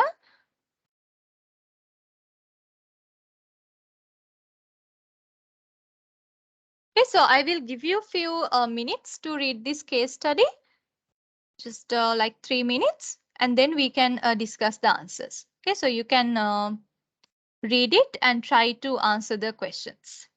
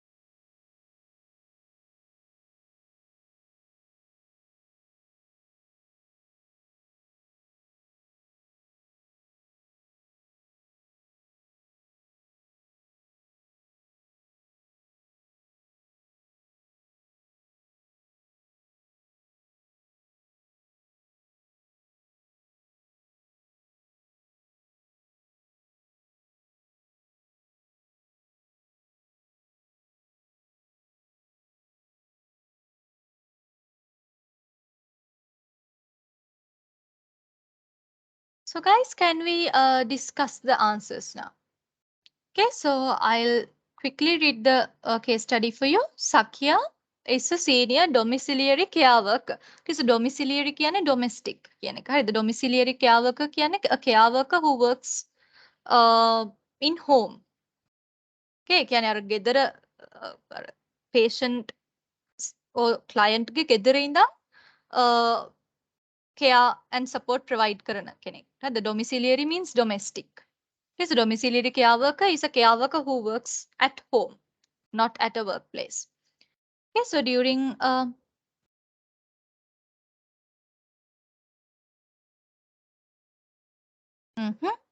okay, so during a team meeting, Catherine, one of the care workers in Sakya's team, talks about a person she is supporting. හරිද? මෙතන මේ කතාව වෙන්නේ Catherine is a care worker. So Catherine works with a client called Bert. Okay, so Catherine thinks that Bert is being taken advantage of by his son. Okay, so Catherine says, the Miss Catherine Sakyata kiyanne, Sakya is a senior worker. Right, the Catherine is a normal, like a normal worker. Okay, so Catherine is not a senior. Okay, so Catherine says Bert never seems to have any money, but she thinks that Bert's son is taking about £100 a week off him. She suspects that Bert's son is a drug user. කියන්නේ මේ එයාගේ client ගේ පුතා drug user කෙනෙක් කියලා Catherine හිතනවා. She assumes. Okay, because the son always takes money from Bert, um, from her client. Okay, so she asked Bert about this one day. So Catherine asked Bert about this one day. Catherine asked her client about this one day, and the client got so angry about it. The client got so angry, and he told her to get her nose out of his business. Okay, so he has scolded her by saying to get her nose out of his business. හරිද? එයාට තරහ ගිහිල්ලා ඔයා පැත්තකට වෙලා ඉන්න කියලා මෙයාට බැනලා Catherine. Okay, so Catherine is really worried. She has offended Bert. So Catherine is really worried that she has offended Bert, that she has offended her client. And since lots of her concerns are based on rumors, she's not sure what to do. Okay, so may most of her concerns, Catherine's concerns, are based on rumors. හරිද? ඒ කියන්නේ මේ Catherine මේ Bert, so she assumed that Bert's son is a drug user, right? So look at this sentence. She suspects that Bert's son is a drug user. Suspects කියන්නේ සැක කරනවා කියන එකනේ. So it's not confirmed. Right? She suspects that Bert's son is a drug user because of the rumors. ඒ කියන්නේ එයාට එහෙන් මෙහෙන් ඇහිච්ච rumors. Rumors කියන්නේ කටකතා. කටකතා වලින් කටකතා වලට අනුව තමයි එයා හිතන්නේ that her client's son is a drug user. එහෙම නැතුව මේ actual facts base කරගෙන නෙමෙයි එයා හිතන්නේ. Okay, so what issues are there around confidentiality here?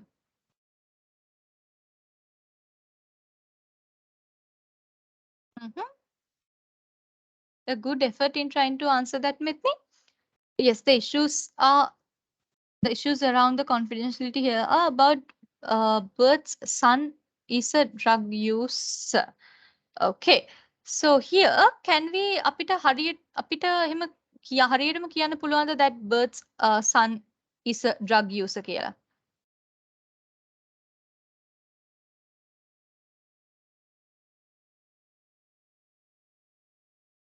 අපිට හරියටම කියන්න බෑ Bert's son is a drug user කියලා. We can't tell exactly, we can't tell surely that Bert's son is a drug user because you can see the word suspects here, right? She suspects that Bert's son is a drug user කියලා කියන්නේ එයා සැක කරන එකක් විතරයි.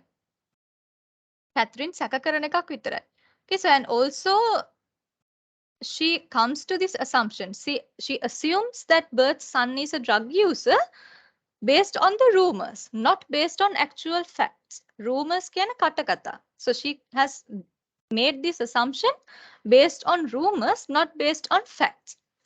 Okay, so what issues are there around confidentiality here? Okay, so yeah. So the issue here is Catherine is telling all this information to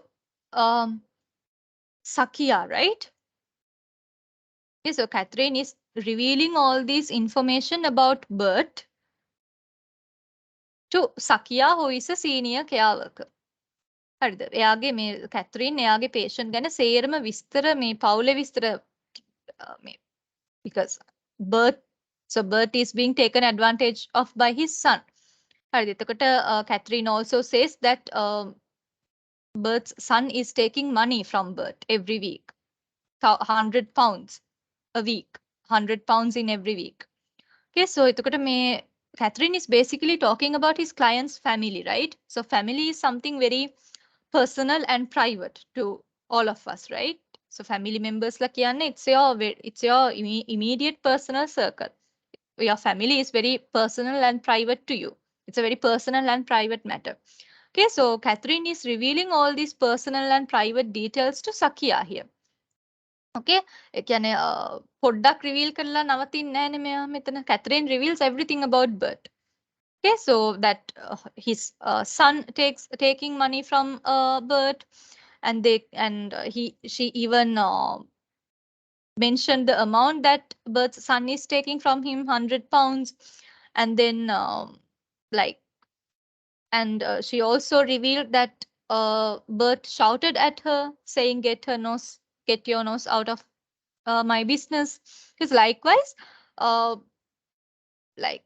and she also reveals about Bert's son, okay, her client's son. So likewise, Catherine reveals a lots of private and personal information about her client to Sakia. Catherine reveals a lot of private personal information about Bert, about her client to Sakia. Okay, so this is the confidentiality issue here. Okay, and what are some of the dilemmas Catherine is facing? Okay, so dilemmas can have problems. Okay, so the main problem Catherine faced here is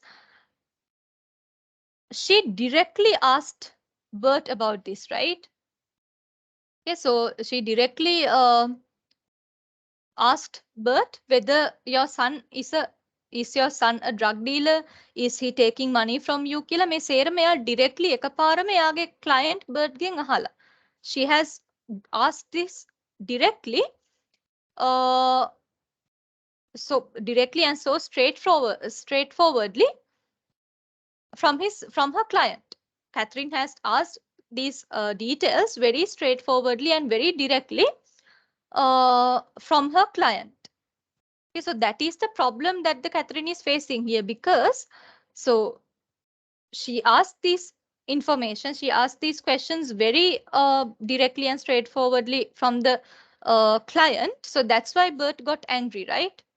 Because she is asking these uh, personal details, private details directly, without any other background stories or without any sugarcoating. She asked this extremely directly from her client. Okay, so that is why Bert got angry and told her to get her nose out of his business. Okay, so this is the dilemma Catherine is facing here. Dilemma can a problem. Dilemma, the meaning of the word dilemma is problem. So the main problem that Catherine is facing here is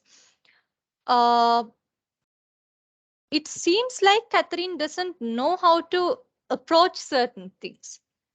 Okay, so because when you ask a client about their personal or private information about their family matters or something personal or private like that, you should not ask it so straightforwardly or so directly, because it will make your client or patient feel uncomfortable, right? So you have to approach it step by step. Okay, you can have a friendly conversation first, be comfortable with the client a little bit, and then likewise and uh, get to know about the family background of the client, like casually. The prashna අහන්න නැතුව නිකන් to you can tell the patient to tell something about their family background. ඒ වගේ.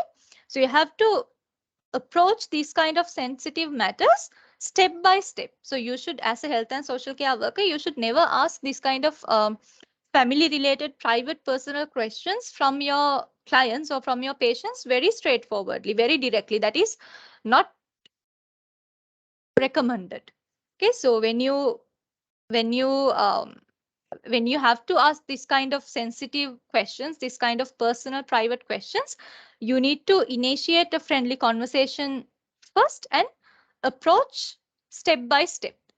Okay, you have to maintain a step by step conversation, make your client comfortable with you, and then you can casually ask these questions. Okay, so but problem here is Catherine asked this question very directly.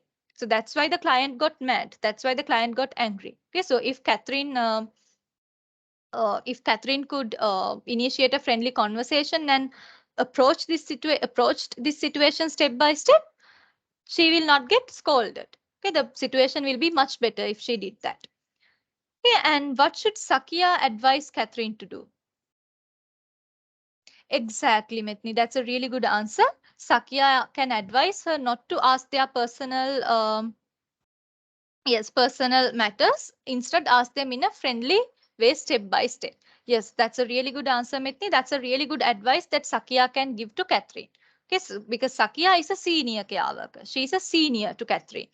Okay, so Sakia can advise Catherine on how to initiate a conversation in these kind of situations. Okay, so Sakia can advise Catherine to not ask this kind of personal private questions very straightforwardly.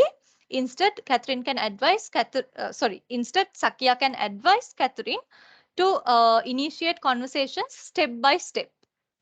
Okay, and approach this kind of and address these kind of situations step by step. හරිද? මේ වගේ ඒවා එකපාර අහන්න නැතුව conversation එකක් හරියට step by step build up කරලා කොහොමද මේ වගේ question එකකට personal question එකකට approach වෙන්නේ කොහොමද කියන එක සකියට advice කරන්න පුළුවන් කැත්රින්ට, as because she's a senior care worker. And also Sakia can also advise Catherine about the confidentiality.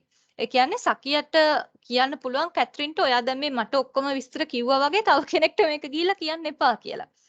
Because she revealed almost all the personal details about her client to Sakia, right? So as a senior care worker, Sakia can advise Catherine to not reveal this kind of personal private information about your clients to any other care workers. ඒ කියන්නේ මට කිව්වා වගේ අනිත් අයට මේ information වෙන කෙනෙක්ටත් මේ information සේරම ගිහිල්ලා reveal කරන්න එපා කියලා advice එකකුත් සකියාට දෙන්න පුළුවන් කැත්රින්ට. Okay, so those are some two advices that Sakia can give to Catherine.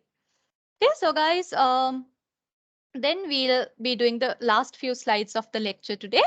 Okay, so we'll learn about, so from this point onwards, we'll learn about few communication techniques to support effective practice. Okay, so you will learn about some communication techniques that can support effective communication. Okay, so what are the communication techniques that you need for effective communication?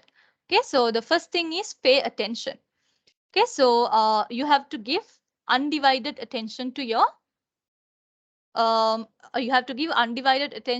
speaker. Okay, so you have to face the speaker, and you should not be distracted by anything, and you should not be distracted by your thoughts, or you should not be distracted by any background noise or your mobile phones. Okay, so you have to completely pay your attention to the speaker. Okay, and while paying attention, you need to make sure to pay attention to their non-verbal communication methods, their body language as well. Okay, so then you will be able to understand the speaker completely. Okay, because you can't understand a person completely only by words. Okay, so body language is important for you to understand a person as well. Okay, and the second technique is you have to always make sure that you show that you are listening. Okay, so how can you show that you are listening? By maintaining eye contact and by maintaining a proper posture, an open, interested posture. Okay, so you should not try to cross your arms or cross your legs. Okay, so when you cross your arms and when you cross your legs, it looks like you are not interested in the conversation.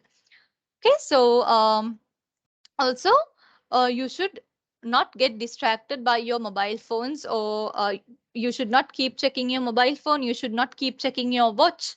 Okay, because when you keep checking your phone or watch, once again, it looks like you are not interested in the conversation. Okay, so you have to make sure that you show the other person that you are listening to them.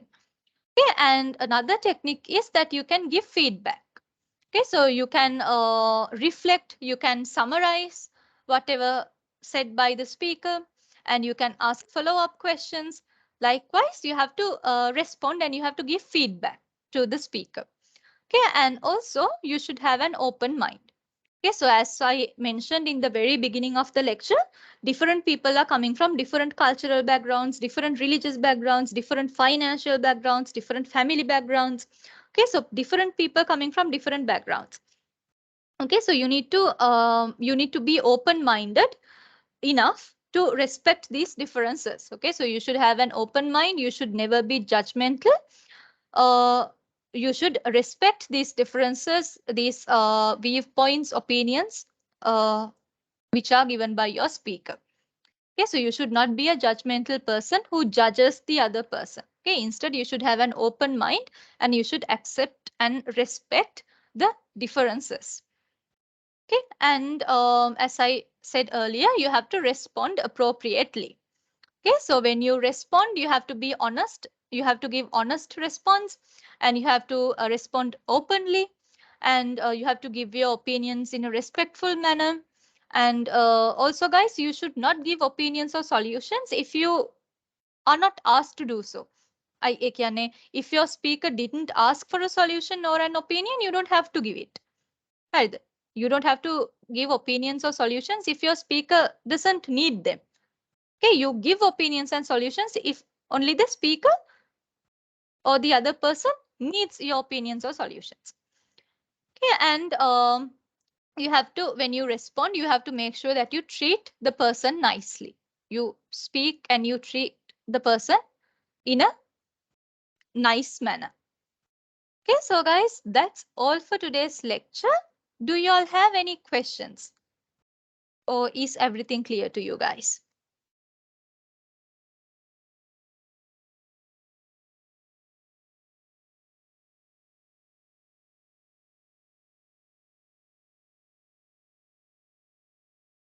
Yes, guys? Do you all have any questions?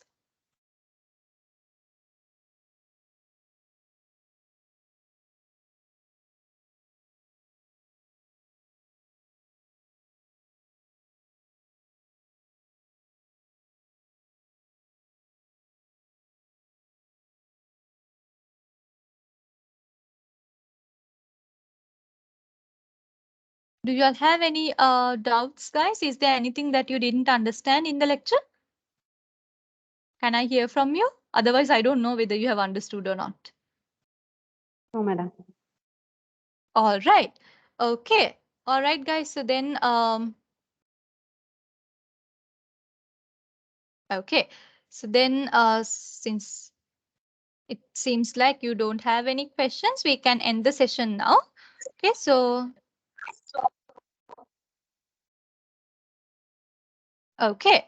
So I will end the session now. Okay. So I will stop sharing screen. Okay. So I have already uploaded this lecture note to your WhatsApp group, and I will upload this lecture note to the Teams class notebook as well. So you can access it from both WhatsApp and class notebook. Okay, so guys, that's it for today. I'll see you guys next week then. Have a nice day, guys. Bye bye. Okay, thank you, ma'am. Thank you, ma'am. Have a nice day. No worries, guys. Bye bye. Bye bye.